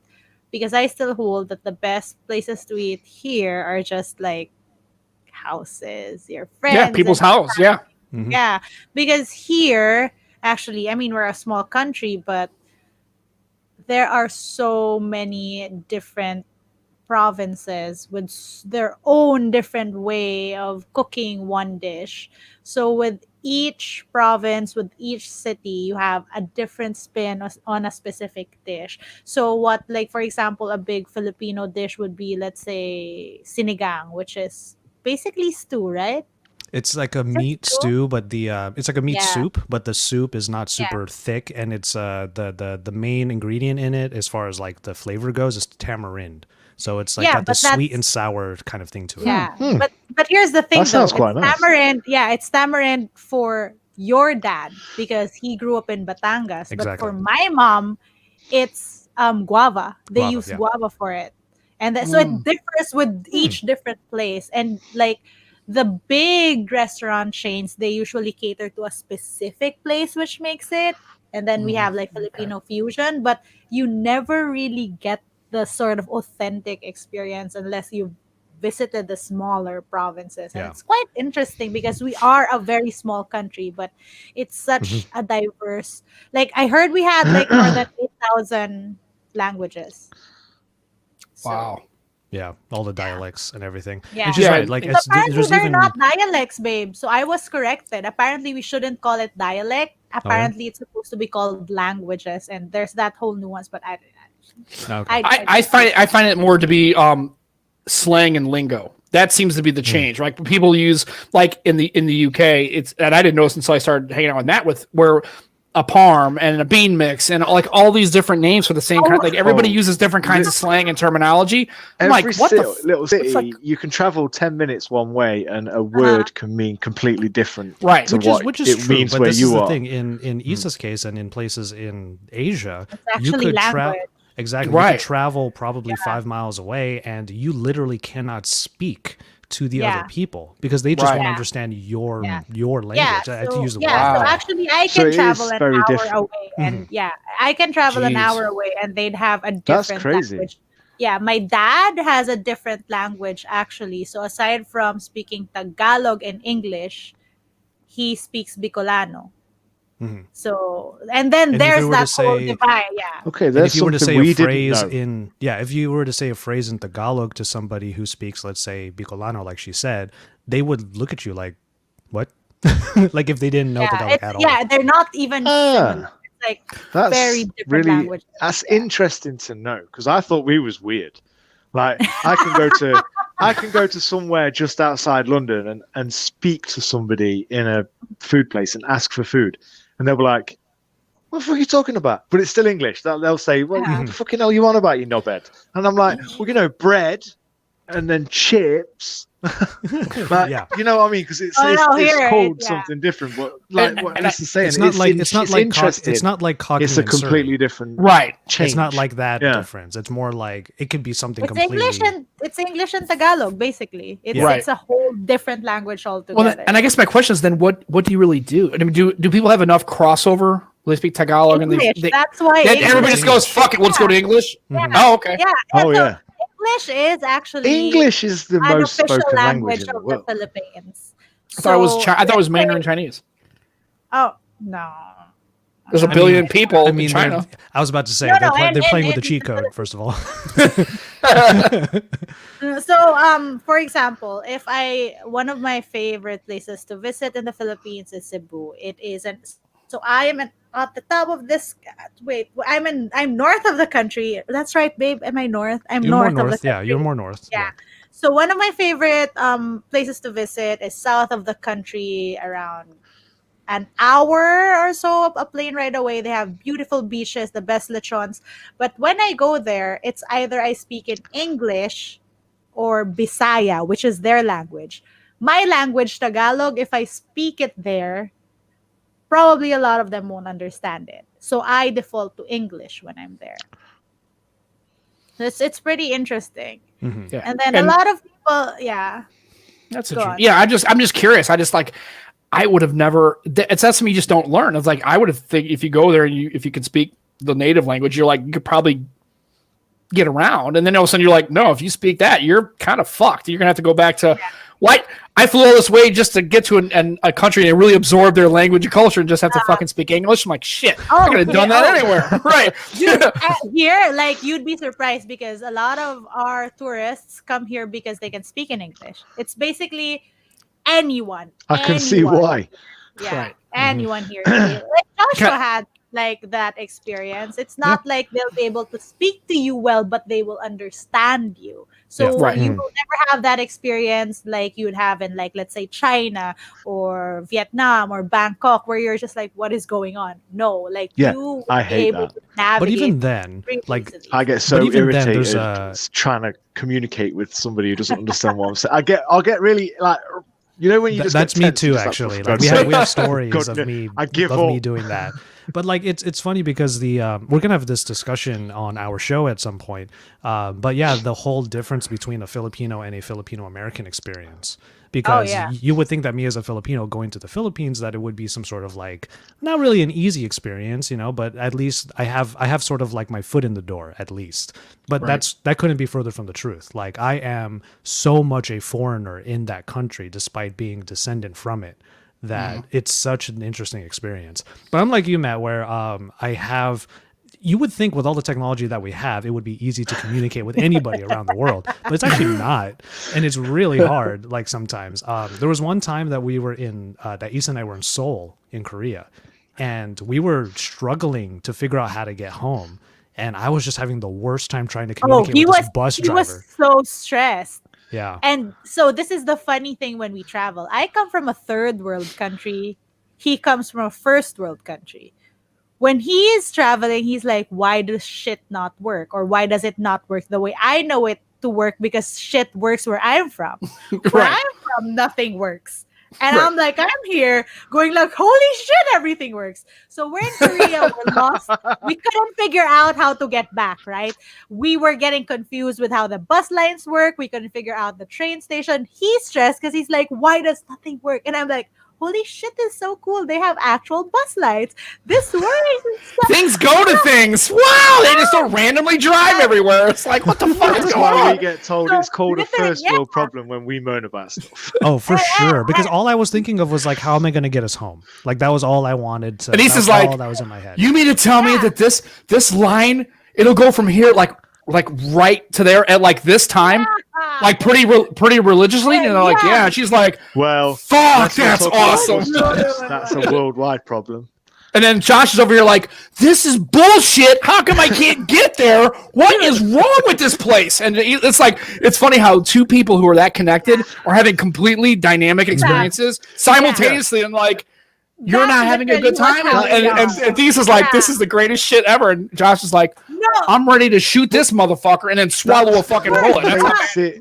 That's what makes this show great. We learn stuff like this as we go. That was exactly the situation, though. We were walking and he was pissed, and I was literally like, la-di-da. And I was like, are you okay? And he's like, no, I'm not okay. We don't know how to get back. We don't know where we are. We're in a foreign country. It's dark. And I'm literally like, no one's gonna kill us. We're in Seoul. It's beautiful here. You know who I felt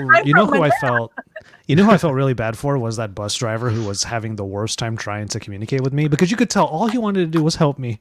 But like here he was like just not knowing how to communicate that. And I figured out what happened. That bus line at that hour doesn't go to certain stops. And and that was what I had to like Google. I had to like figure out the bus line the next morning, and I was like, oh shit! Like he told us to get off because that was his last stop. Was 5 stops away from our hotel. Meanwhile, I go like, look, this door opens by itself. You have to push it or kick it, or you're just, like Issa's like, you mean to tell me that this door just opened on its own? Fuck yes! High five! This is fucking awesome. I'm moving to Seoul. And Josh is like, how come you don't dress? And Josh is like, why are you having such a good time? You're not feeling my pain. I'm fucking dying over here, and you're all like, why are you being so selfish right now? And he's like, I don't. Which is true. And you know what? I have to give Issa so much credit because she was able to step outside of herself and see where she was and be able to understand that. Because one of the reasons why I was feeling that way was because it was like 1 a.m. And here I am thinking we're in a foreign country. And okay, I've never said this on the show, but I was actually mugged in Barcelona once. So I was still carrying that baggage with me later that year when we went to Seoul. So here I am thinking it's 1 a.m. in a foreign country. We're in danger. That's what I kept thinking. But then Issa goes, babe, we're in Korea. Like literally one of the safest places in the world. You know? Right. Like, there's probably more chance of North Korea actually bombing us right now than there is of someone mugging you in the street. But when we were there, that's such a good way of putting it. Like, one was there, and they actually opened up the border. Yeah, we were there when that happened. Yeah. We were there when it happened. When the president of South Korea crossed the border with Kim Jong-un's, like they were holding hands, like that whole iconic thing. And right. We were like, that was there. Like, wow. Yeah. And us you were there being going, the LDR what's happening? Couple, no, us being the LDR couple, we were so happy about it. We were like, world peace, we love this. And then all our Korean friends were like, whatever. Yeah, we asked a bunch of people while we were there, like, is this a big deal? And they're all like, we've grown up with this. Like, this stuff like this happens all the time. It never goes anywhere. We're like, oh, okay.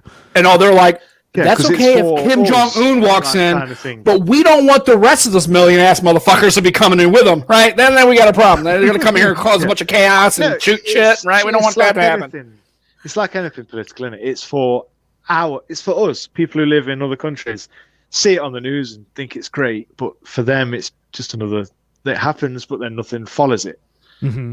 Do you know what I mean? It looks like progress to us, but it's not. Yeah, but to the people who are directly under their but under their governments. Yeah, I don't mean rule. Yeah. But to the people who are directly affected by those presidents or whatever the case may be, like nothing actually really changes for them, and they understand that. So that's why when we asked our friends like in Seoul, they were just like, no. Yeah. It's all gonna be. No, don't worry. Next week it'll be the same shit that we're dealing with. Nothing. That dynamic is not going to shift. But it felt it felt so weird, like being a part of that moment in time, because we woke up that morning, had a shot of soju because why not? We're on vacation, and then when we went out to go on the train, everyone was staring at the TV. We're like, what's going on? And then we saw that image happen, and me and Issa were like, so. In the best of, we're drunk. Yeah, exactly. we looked at each other. We're like, so in the best of times, we're watching history happen. In the worst of times, we might be watching like history happen. Like we're probably in the worst place right now. Right. Like, I was going to say, what if it's this all go goes 2 ways? Exactly. Right. What if this all goes to shit right now? Like, and Josh just looks at Issa, goes, "Do we have guns? No. Are we drunk? Yeah. Yes. We're fucked. Yeah, we're So fucking you toast, are right? more likely to get bombed by North Korea than get mugged. Then that could have happened. couldn't think of a better way to go out. Like, Well, and that's the a funny part of thing history. is, Oh no, I we've had been the same talking about experience. that for years. I had the same experience in Boston. I was walking home. I went to a game, to a Red Sox game. Same. I'll use that loosely. Like they were in Korea with the 2 presidents crossing borders, and you were in Boston. No, it's about same. walking in a city and like having that moment, right, where you're like, okay, is this okay? So I get done with history? the game.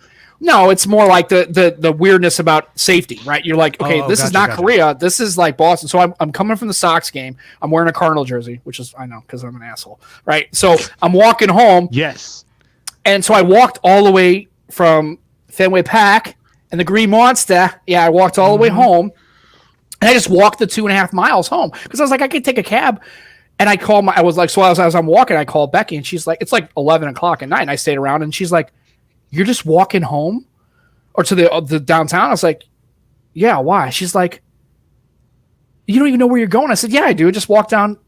I'm walking through North Boston. I'm just going to go right down. I know where I'm going. She's like, but if you were in St. Louis, I was like, if I was in St. Louis, there's no fucking way I would walk just straight downtown. There's no way, right? Yeah. And she's like, why? But I get it. I'm different because I have a law enforcement background.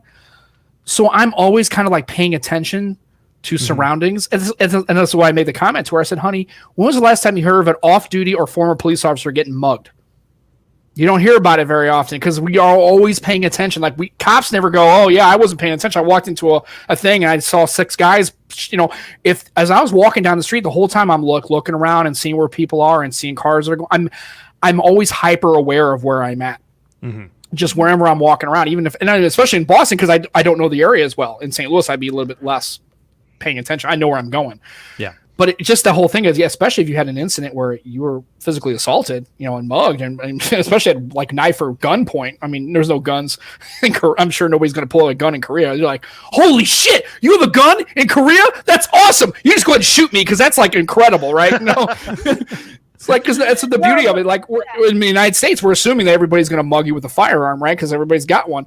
And if they're going to do it, that's, you know, but when you're like, if you're in another country, you're thinking, yeah, they're not going to pull out a gun. Nobody's got a handgun in this fucking country. It's like that. They pull out a machete or a knife. I'm like, what the fuck are you going to do with that? That's pretty much what it's like here. Yeah. It was also taking that 1 second that Issa, like, and that's the other thing, like, you know, that's our relationship in a nutshell, is one person taking their experience and opening the other person's eyes. Well, you know, because Issa reacting the way that she reacted got me to finally look up from my phone that I was freaking out on and see that you just have to look up and see just how well put together and clean Seoul is. Mm-hmm. And we were literally, at one point, we literally were walking by a big ass sign that said love in Korean.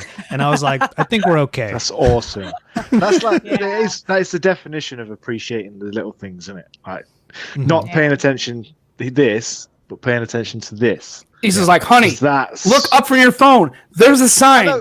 It says love. We're cool, man. This is cool. We could be walking around all night just drunk. We'll just walk around till 6 a.m. Fuck it. We'll just fall asleep on the street, and somebody will probably come up and put a blanket on us. Oh, these poor. But we'll never do it. We are in a generation of people that it's easy to say that. Nobody will do it. You go away anywhere now, you see more people staring at the screen than they do appreciating where they are. Oh, that's true. I'm actually tech connects us, but it also brings us further away from it insulates us everything. in such a way. Like that's why I was like For stuck real. in my mode and my headspace of just Yeah. like, oh, I'm just trying to get us home. Like I'm frantically like using Kakao maps trying to figure out how to get us back to our hotel and all that, you know. But one of the most beautiful places where that, and ironically too, is Japan, where one of the best things you can do is just walk around even in the wee hours of the night and just enjoy what's around you. And Drunk. No, mostly drunk. If it's yeah. at night, yes. Issa and I We had were- plenty of those experiences last year. Yeah. Lots of drink. Yeah. That's the best way, especially And when you're just like you're not saving up now. stumbling because you drunk, but can't you're like drink. really on a good buzz, and you're just like, this is fucking awesome. Like, let's just walk. I would just be fascinated just to walk. I mean, that's why I just love walking down the street in I'll be Boston. At like amazed if 11 I'm o'clock allowed at to night. I'm go like, out. this is cool, man. I'm like seeing shit. It's kind of neat. So, like, it'd be nice if we could just go out. Just Yeah, anywhere That's like, will do. what is Like, this walking I will around go thing to you the speak park. of? What is that? I've never heard of such a thing. There's an Like- what is No, out? What is there's an but out? It's this thing that you used to do when you go. There's a door on your house, and you used to go through it, right? And then there's Nothing- this big place. nothing It's reminds operative you. word. Used to. Nothing reminds you more of like the situation we're in than like I just got my blood work back, right? So I got, Still works. yeah, Congratulations. I'm doing fine. Like I'm doing fine. But the vitamin D metric low. was just a little low, and I was just like, okay, yeah. Like the range is like I don't remember the actual numbers, but it's like 50 to 100, and I was like 49. Right. So it's like a little low. And I'm like, okay, all right. That's because I'm not outside. There's no sun. I know why, but yeah. Go on. Go ahead, Issa. I'm sorry. Go ahead. Oh no, I was just gonna say that it goes both ways too. My usual absent-minded self and living in the moment. I mean, I've like become more aware of my surroundings. I'd like to think more than I used to. So yeah, it's not all let's get lost and die here. And There's I guess also a name of lot your of book. let's Not not lost- get robbed and stuff. That should be the name of not Issa's lost book. and die. Let's get It's lost and live die here. and learn. Yeah, That's live it. and yeah, no, because we almost got robbed again in Paris. Yep. When we were walking around. In But then, the like- metro, yeah. Yeah, but then we caught it and like we won because was gonna say, yeah. I'm from a third world country. You don't steal from me.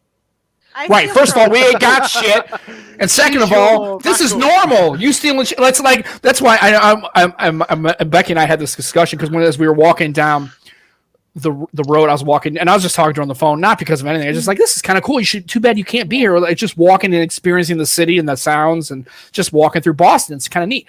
And she's like, "Are you worried?" I'm like, "No, I don't. I'm not worried about anybody coming up and doing anything." She's like, "God forbid anybody walks up to you." I said, "Yeah." Because I would honestly, I was like, I'm just so used to like, I've had a gun pointed in my face. I used to be a policeman. So I'm like, you better fucking shoot me with that thing. Like, it doesn't even equate to me. It's like, I don't even think about it like that. I'm just, and not because I'm super special. It's just, I'm so used to it. That's why if I was in Paris and they're like, I'm going to mug you, I went, sure you are. What the fuck are you going to do?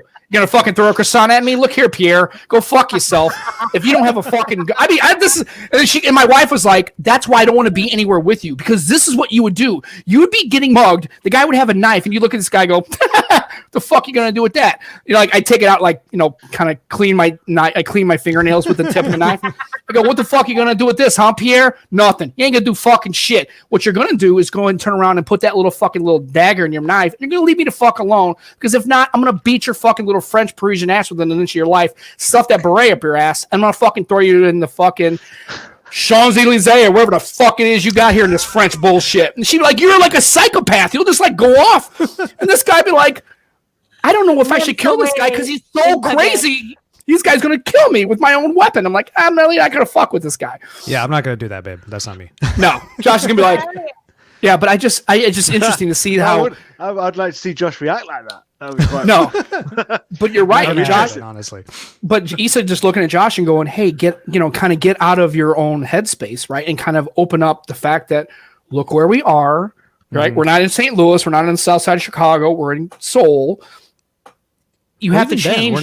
We're not in Paris where that can happen a lot. We're Right. not in Barcelona where that literally happened to me. We're in Korea, like so. It never happened. But Simon's just made a point. This episode is not going to go very damn well in France. After Sam's little outburst, they'll be watching it. If anybody is watching it in France, I very much doubt that. They'll be going, "How rude!" No, that's no. But it's interesting how Josh was really cognizant of the fact, because of his experience, because of the incident in Barcelona, right? Of like, we're out at 1 o'clock in the morning in a foreign country, and present. Also, you're in a foreign country where you can't rely on the next person you walk up to understanding what you need. Like if you're in a crisis situation, you're like, oh shit, now what? And then you're like, knowing your luck, the next person you walk up to doesn't speak a lick of English. Your Korean is not there, and you need help, and you're kind of on your own.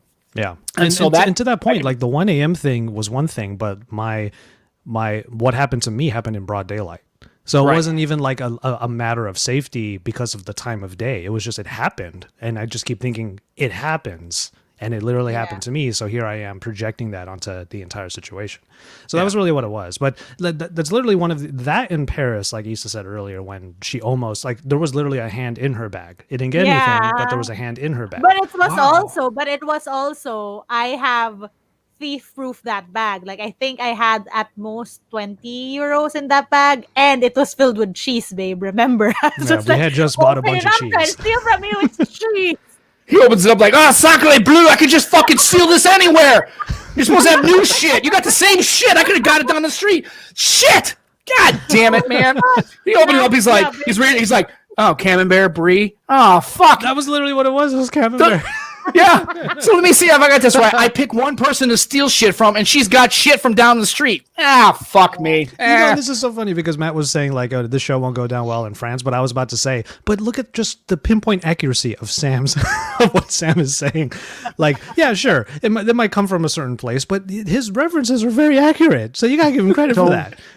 I try. I just think it's funny that I would love to be on that because criminals are same, and shitheads are shitheads. I don't care what language they speak, wherever they are. People that are going to do bad things to bad people have the same thought process. It's the same methodology, right? They prey on the weak. They look for opportunities, right? They don't want to steal. Seriously, they don't want. They look at people that. The latest comment came up. I saw Issa react to that also. He wanted a mango shake. He's like, you're Filipino. You know what a mango shake is? She's like, yeah, I didn't bring it with me, motherfucker, because it's ice and we're in Paris. So why would I have that? But I appreciate you know what the fuck's up. Look to her mango shake, high five, ready to go. If she's like, oh fuck, they got away with my mango shake, I'll just look at you. So like, you had one this whole time. You had one this whole time. Like, you knew what this was. You let me sit here and suffer for 20 minutes in this car, and you knew what the hell I was talking. I'm sitting here trying to like figure out what the fuck a mango shake is, and you knew the whole time. Yeah, go fuck yourself. I said that you can walk. You can walk from here. That's horse shit, man. We're supposed to be a team. Issa and Josh, teammates, right? Fucking think for yourself or go fucking get all fucking get that was awesome. No, but yeah. It's funny now, but when it was happening, it was a full-blown discussion on the definition of mango shake. Yeah. Like, and I think it's funny how she said it was a fight. And Josh was like, well, it's really more of a serious pointed discussion about really conceptualizing what a mango shake was so I can help my girlfriend. She's actually being accurate, though. It really wasn't a fight. It was like, but it really wasn't a fight. But the reason why we say discussion or like a heated discussion is because we were literally coming from two very different, like, points of view, right? And like we're trying to we're not defending ourselves, we're defending why we think the way we think. 3 hours defining mango shake. Who does that? Right. Apparently Josh and Issa do that too. Crazy people. Right. So it was just one of those things like the next question in that quote unquote discussion was like, why do you think that? Like, you know, that was like the next question. It's like, why is that the reasoning, you know? And then I'm over here thinking like, but the thing I'm about to bring you to is pretty dope still. And she goes, but that's not what I want. You know what I mean? Right. So it's like, that was the thing. It could be the best thing in the world, but it's not what she wanted. Well, we went from trying to just identify what a mango shake is so I can get it for you, but then it just kind of spirals into this altruistic conversation about, well, why is it you think like everybody knows what a mango shake is? Like, why is that a thing? And then it's just like, this conversation is just going all over the place. It sounds like Sam's podcast. It's just everywhere. No. At the time, I can imagine it was stressful. But looking back on it and talking with us, it's like, that took such a long time to try and figure out what the fuck was going on and what this one thing was. Yeah. No, but you know now what it is, it'll right? never happen again. Yeah, exactly. Like remember when we were talking about how kids and how you teach them about what's wrong or what's right. This is how we have a lot of our conversations, me and Josh. But like it's not just what is a mango shake, but it ended up into like a conversation about how culturally this is the reality for me and how culturally it isn't for him.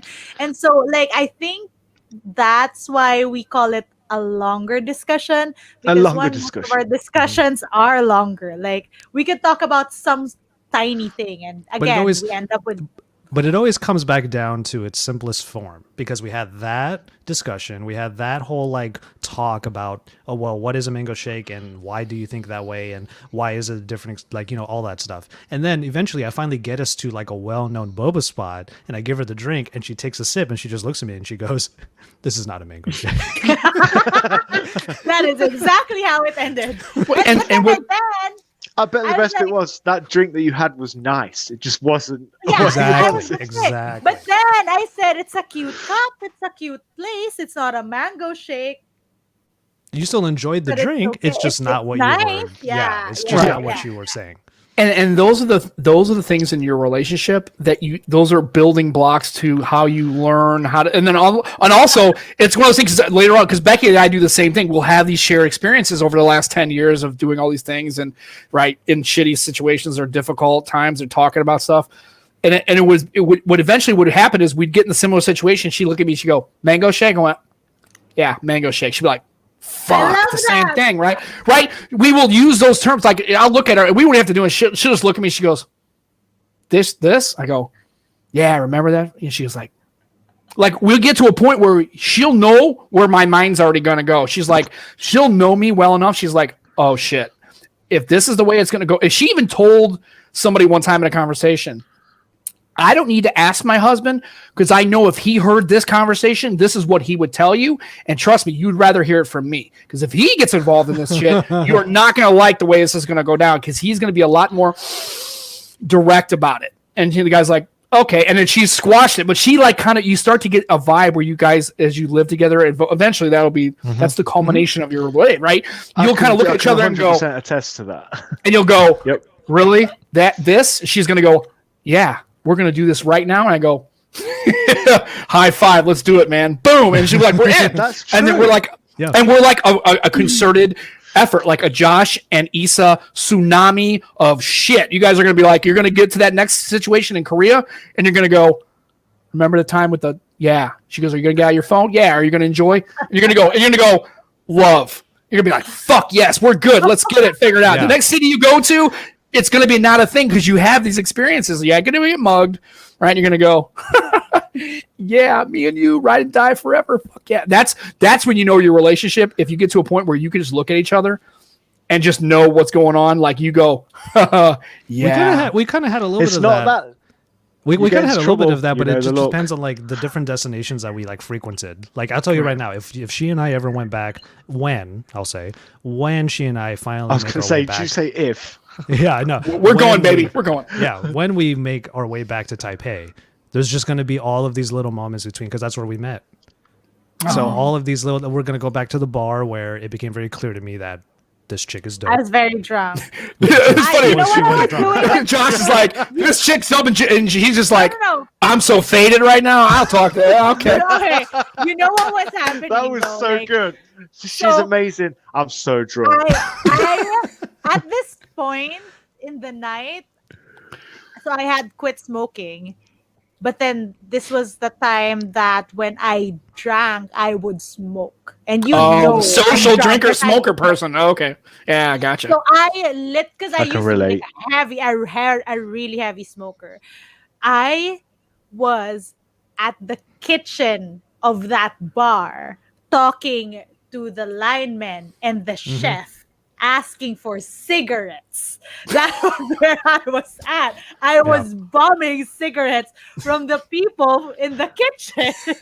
And I'm like, how did I get here? What am I don't know, but I need a cigarette. And then I find Josh and we had a really nice conversation because also when I drunk, I like having those really nice conversations, And we had just serious met. That was the thing, like, conversations. Yeah. the thing that always stuck with me about that first long conversation we had that night, drunk or not, was that she engaged with a thing I was going through better than most people that I probably have known for quite some time. And I just met her like 2 nights before or a night before. So we talked a long time that night. And, in the meta, I will say to anybody who's keeping score, that was the night that I decided, I think I'm going to end up going solo one day. That was the night I decided to change my career.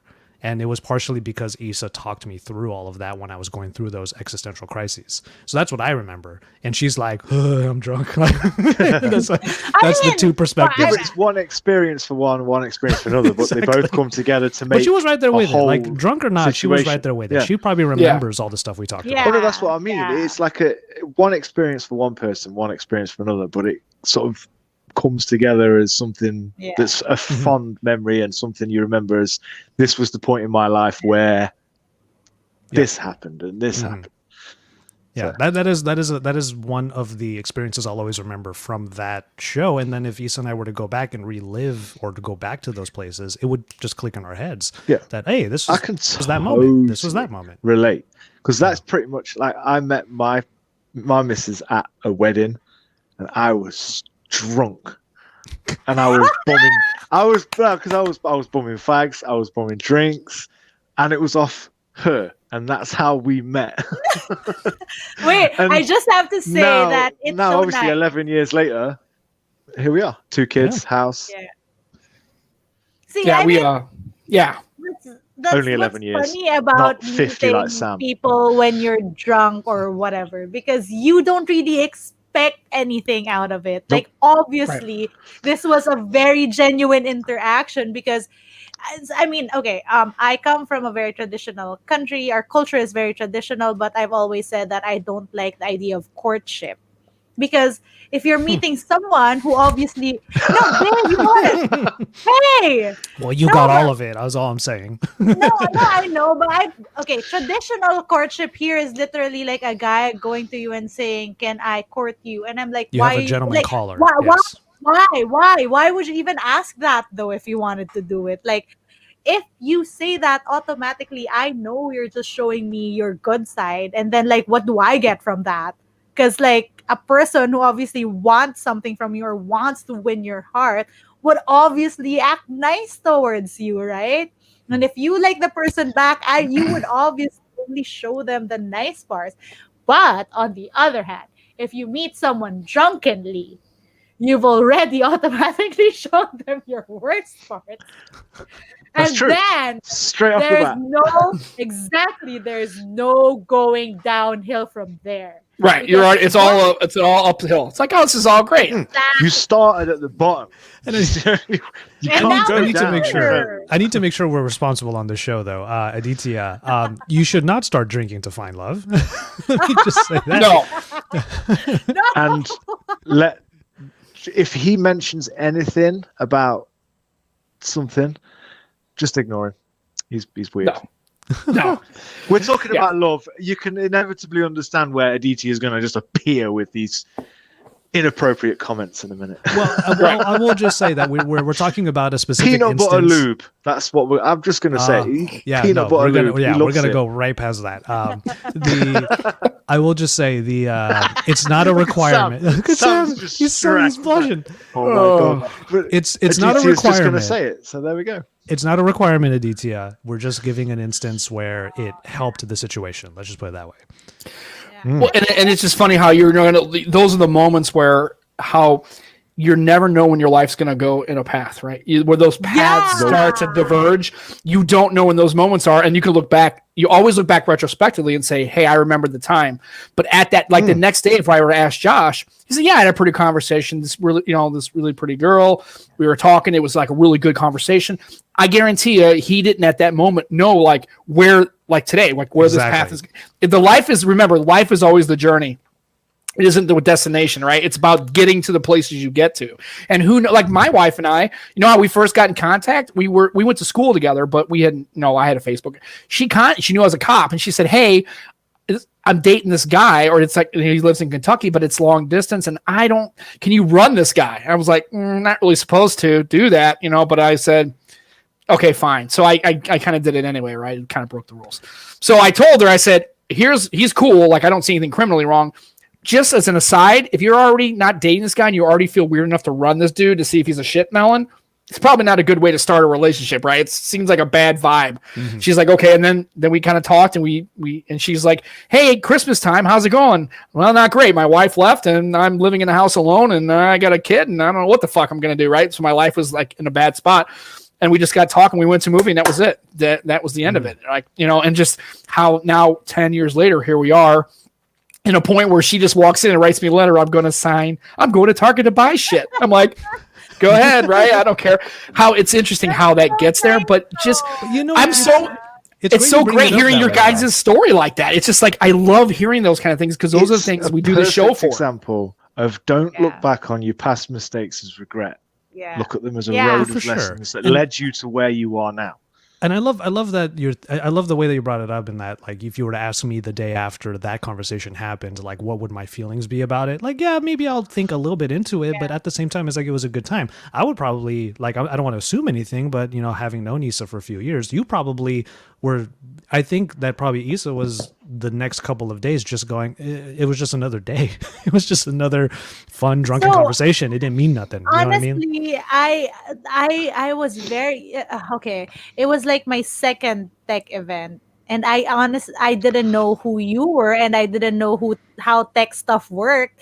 And I honestly didn't think I'd ever see him again. Yeah.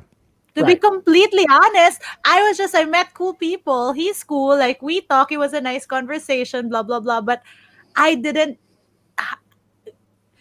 If you told me that I would end up this way, I would not have believed you. Like, I would not have believed you, because it was just like, at that point, I don't think I was thinking about it. I don't think you were thinking about that. Like, when you were out work, like, it was a work trip too. Mm-hmm. So it's just like, it's really interesting how stuff happens when you're open to it and you let stuff happen. You know what I mean? Like, if you're not like thinking about what might go wrong, and you just go with it and enjoy it and sort of learn, and just Yeah, look at this. I was like, met his wife 24 years ago in a hurricane. They both got stuck in a shelter. And that's beautiful. I mean, like, how inside of a really bad situation, how things can just kind of happen. It's so funny how life just happens. And I think a lot of times, I tell my daughters this too. I said, part of the enjoyment is letting things go and not trying to manufacture insulation about letting life happen. Obviously, you don't want to get shot in the head, right? Obviously, you don't want to do bad stuff and have a negative outcome, like losing a limb, right? Catching on fire, falling out of a plane. But I mean, when it comes to just experiencing life, how do you fall out of a plane? You jump out. You jump out. You jump out. You jump out. You're just sitting there. I ask the important questions. Yeah. He always, whenever I make a mistake in my speech, he always likes to point it out. That's so funny. You said it, and I'm thinking, how the fuck do you fall out of a plane? If you're in the cargo hold and you're on the back, and the back opens up, and you're not paying attention, and he's just like, hey, you want some soju? I'm like, yeah, I'd like some soju. And she hands it to you, and you take the drink and go, oh, shit. Right? Why are you in a cargo plane? I don't know, because it's my life. Why are you drinking on a cargo plane? Well, if you're on a cargo plane, you're not having a good time. You should be probably drinking. It doesn't make any sense. Matt's just thinking of like the onboard like safety protocol. It's like, all right, this is where the masks are, and don't forget about that hole on the side. Just be careful of the hole on the side of the plane. Don't fall out there. You might want to try to avoid that, unless you'll fall out of this plane. And then it's 25 minutes ago, and man, what a bad life decision, right? Yeah, don't fall out the plane. It was anyway, but just letting her experience life and trying not to preload all of like what's going to happen next. Just like every moment going, I'm going to be in this moment. And if it happens the way it is and a conversation's great or an encounter is great, or if you meet a nice person just in your passing, just enjoying those little life moments and not trying to get so like trying to understand it all. Just be in that moment. And they just had a good conversation. Look where we are. Years later, they're in a relationship. It's complicated because of all this stuff going on, and they don't live down the street from each other. But I'm We live obviously down the ocean from each we other. live across the ocean cast. Across the, They have a larger Okay. space. The Pacific's bigger. Go fuck yourself. God, you always got to be such an asshole. I'm saying, I'm quite far away from you, so I understand the distance of being away from somebody you care about so much. This love story is so beautiful, by the way. Yes. That's I mean, between you two. guys, I think Sam and Joshua are on this nearer side of things, and me and Matt are on the other side of things. You guys are Geographically, even right? more opposite ends of the world, I feel, right? Right. I think. I don't know. Yeah, Or because is it really, I don't know. I don't know. It's probably. I No, would say, I'm- Josh. I'm on the I don't do equator. geography, so I have no fucking idea where I am in relation to any of you. I think So- north and south are okay. I think, but like Manila, if you drew a line to like, I think it's a long way from London or the Derby to Manila. I Oh, think it's yeah. a longer Okay. way than LA to St. Louis. True, because Probably 100%. I can get did to France fly first, to though. LA once via Qatar, and that was 3 days of flying. So I have to BRB for a second because this battery is about to die. So let me just Okay. swap it out real quick. Cool. So Five, We've, four. we've killed Yeah, Josh's battery. yeah, we died. Well, here's the thing, and you're not going to believe this. We are at 154. 1 hour That's okay, and it's the 54 first- minutes. Yeah, I'll tell you it's what. almost 2 hours. We used to go 2 hours when this show started. We dropped it to an hour. So the first show of the year, 2 great guests, 2 hours. Done. Right. Well, it's 1 hour for each always one. fun. Josh gets an hour, and Issa gets an hour, and we'll just do them at the same time. It's 2 hours for both. But this is such a great conversation. And here's the funny thing: we haven't talked about anything tech related at all. I know. Yeah, but we're not. This is what I mean. This is people. Yeah. Like, we're not a tech podcast. Mhm. Yes, we like tech. We're tech nerds. They're tech creators. But it's the reason our podcast exists is because get to know the people behind the channels and have a random chat and enjoy yourself. Right, We don't and have to I- talk about stuff like that. That's why we enjoy it. This is a good And time. It's like, yeah. And this is why I told Issa, and I've told other guests we've had on, this is the kind of conversation, like if I saw Josh and Issa together at like a boba shop, I'd right? shit Or they're- myself. for I that. would be Racist like- shit. 'cause- That's some racist shit. They went to a boba shop. It doesn't have to be a boba shop. God, it could be a Starbucks. God, he's so sensitive. I hit Josh's feeling. Oh, I hit it. That's it. We're done. Why couldn't it have been like church or something? Right. you know? Because that's even worse. What are you trying to say? I don't even go to church. I go to temple. I'm Buddhist. Go fucking God. I was like, oh, fuck. If Sam walked near a church, he'd combust. Oh, yeah. No, he'd never see you in a church because he wouldn't be in one. Yeah, fair. Same. Yeah. Actually, McDonald's. Kinda. You could have said McDonald's or something like. There you Oh, go. wow. Yeah. Oh yeah. That's awesome. But shouts out to our friend who made those. You Yeah. could say that. Right. So That our was a friend pretty Ayano is a Japanese tech journalist, and she made them.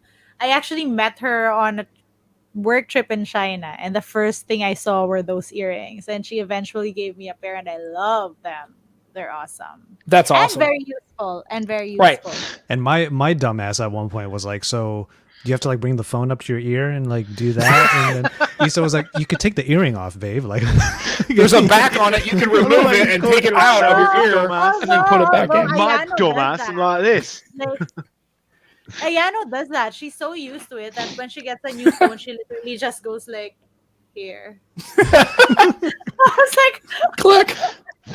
You're just gonna do it like that? Okay, well that's cool. I didn't. Yeah, Yeah, but fine. I didn't- that kind of thing fits perfectly with Issa's like channel Oh, yeah. orientation and thank having you.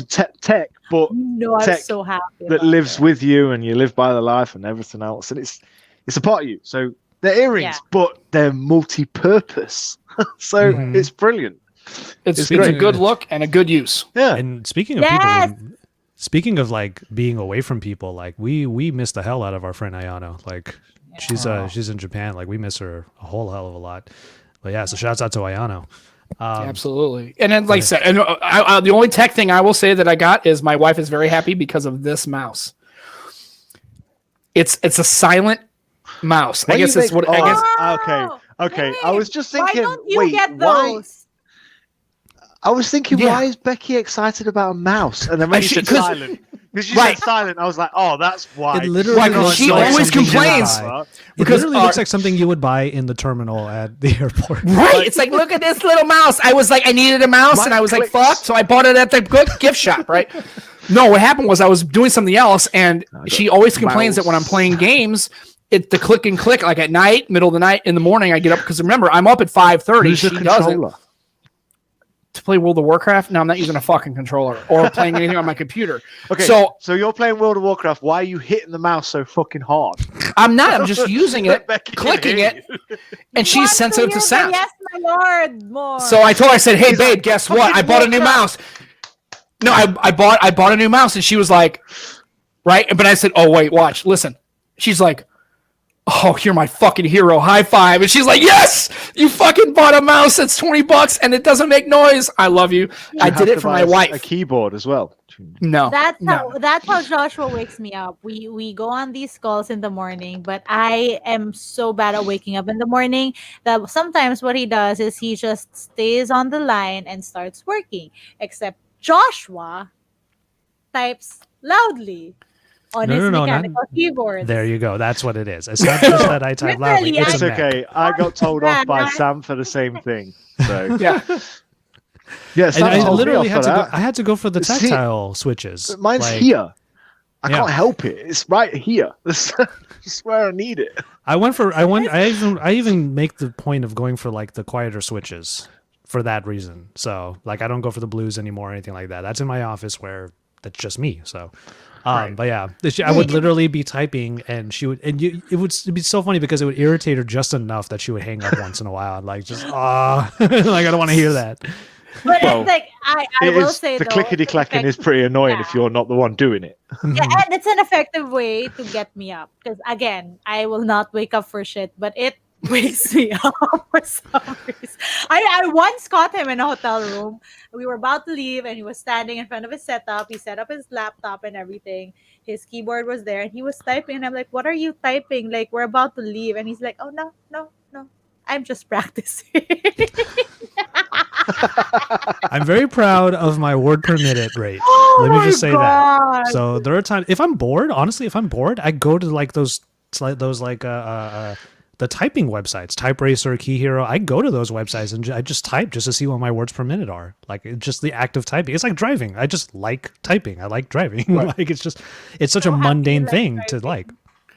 Yeah, Maeve is Bacon. Yes, Maeve is Bacon. Yeah, or they had a game called Typing of the Dead. Remember the House of the Dead? I love that game. On Dreamcast, I had a keyboard, had Typing of the Dead, where you had to type out shit. It was mind. I was like, I can't type. I'm fucking it's like dying. Right, it was funny. So that's interesting that you go to type and practice. But that's the only tech we're going to talk about today because we're at 2 hours. That's it. I'm saying we're at 2 hours, and we used to have long form podcasts, and we kind of got away from that. So I think it was fitting to have the first one of the year. I said Josh gets an hour, Issa gets an hour. They're both together. It's 2 hours, and I can't imagine a more fun time I've had in a while just on a show where we just talked about whatever, and it was just the most awesome time. And I am so glad we started off this year with you two, and also having this show we had. It's awesome. And have you seen the chat? Yeah, I know. I forgot. They're trying to keep you. They're trying to keep you. Yeah, they're trying to keep you. We don't need to. We don't need. Shh. They're on holiday. They don't know. Okay, well, we're still going to sell it anyway. Extreme Skins. They're our sponsor of the show. We will mention next to Issa's head. Right next, right next to Issa's head. Right next to Issa's head, right there in the corner. Extreme Skins. I did it wrong. Yeah, so we're sponsored by Extreme Skins. We're going to talk to Matt. We got to get a little thing we can insert, so we don't have to keep doing this every time and throwing off the vibe. But it's okay. We'll keep doing it. But that's the fun. That's the point. I know. Because then everyone's like, what? And look at Issa. She's like modeling it. Like, look, it's so awesome. She's being there, I don't know what he'd be doing. Josh be like, yeah, get this thing away from my fucking head. It's really weird, and I don't like it. So check out Extreme Skin. These are our sponsor. If you're looking to skin your phone, they got really good designs. Not too expensive at all. You should get one because I don't know what she's doing with Issa's getting and I promise it won't attack you like it just did Issa and hurt you. It may hurt your wallet a few dollars. But hey, that's okay. I can model as well. Look, Extreme that's Skin. Honestly, that's a dope skin.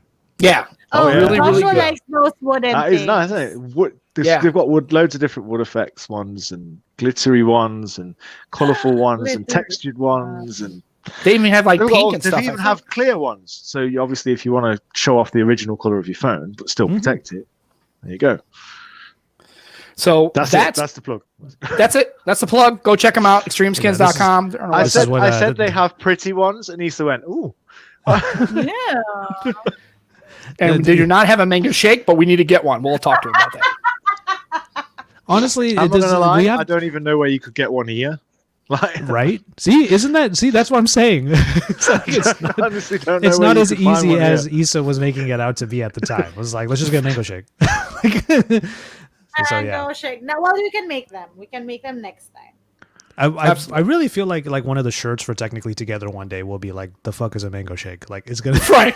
That'd be a good one. That would be awesome, and I would buy one. I would even have I would just buy one. That would be awesome. So we are at the. We're into supporting creators, and we wear their merch. I have got T-shirts upstairs from Juan and Bring Back the Jack and stuff like that. So Yes. you do that, I'll buy it and I'll wear it. I don't care. I'll wear it in pink. I'll do it. I don't bother. Yeah.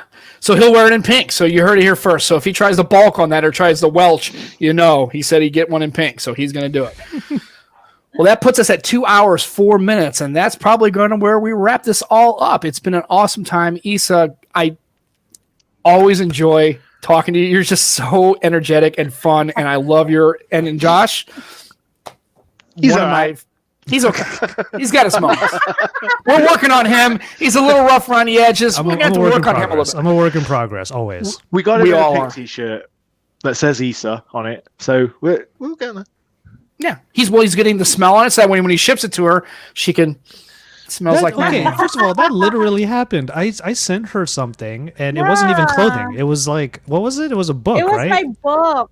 But the book has been in your room for so long, and I've not been in your room for so long. Mhm. So when you shipped it to me, I was reading it. I was like, it smells like your room. And then I cried in the corner. Oh, see, that's the beauty of it. You besides sounds, smells, those things that just kind of bring us all together. And even, it's been a while. I Not have all hopes. smells. No. Well, that's for later on in their relationship. They get to do that later. Just sit there, just there we go. That's that. Really? Have a bit Really? of that. Put that in a vial. Have some of that. You can wear that around your neck in case you. It's nice. Yeah. Thanks for blasting us off. That's really awesome. Thanks, Issa. Don't ever share that with anybody. Appreciate it. And that is a good way to end this show. And our that's- show is probably the craziest, non-scripted, stupid, crazy fun time. That we're crazy putting on fun fart jokes, and no one gives a shit. Right. Like, because that's just who we are. Look at a 2 a.m. Look at a 2 a.m. Issa right now. Look at that. I know. That's what happens when, and she's not even really drinking, or at least not not enough. We should probably get her on there when she's a little bit too. Somebody should screen grab that, and then you can send it to Extreme Skins and say, "There you go."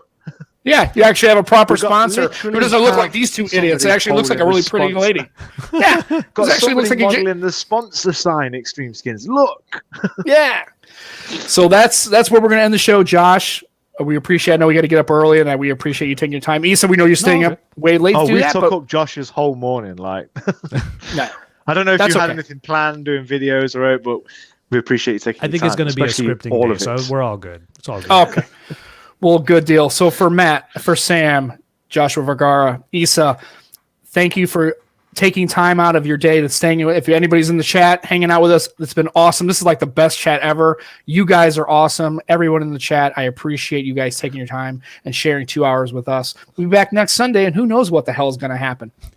We'll be here. Unfortunately for you fuckers, we're going to show up again Sunday at 3 o'clock and do this all over again. So tune in and find out where we're going to go. But for myself, for all of us here, we love you guys. Take care of yourselves. Have a good tech. Enjoy 2021, and we're going to go forward and see where this year is going to take us. But be careful. We love you guys. Have a good day. Bye, everybody.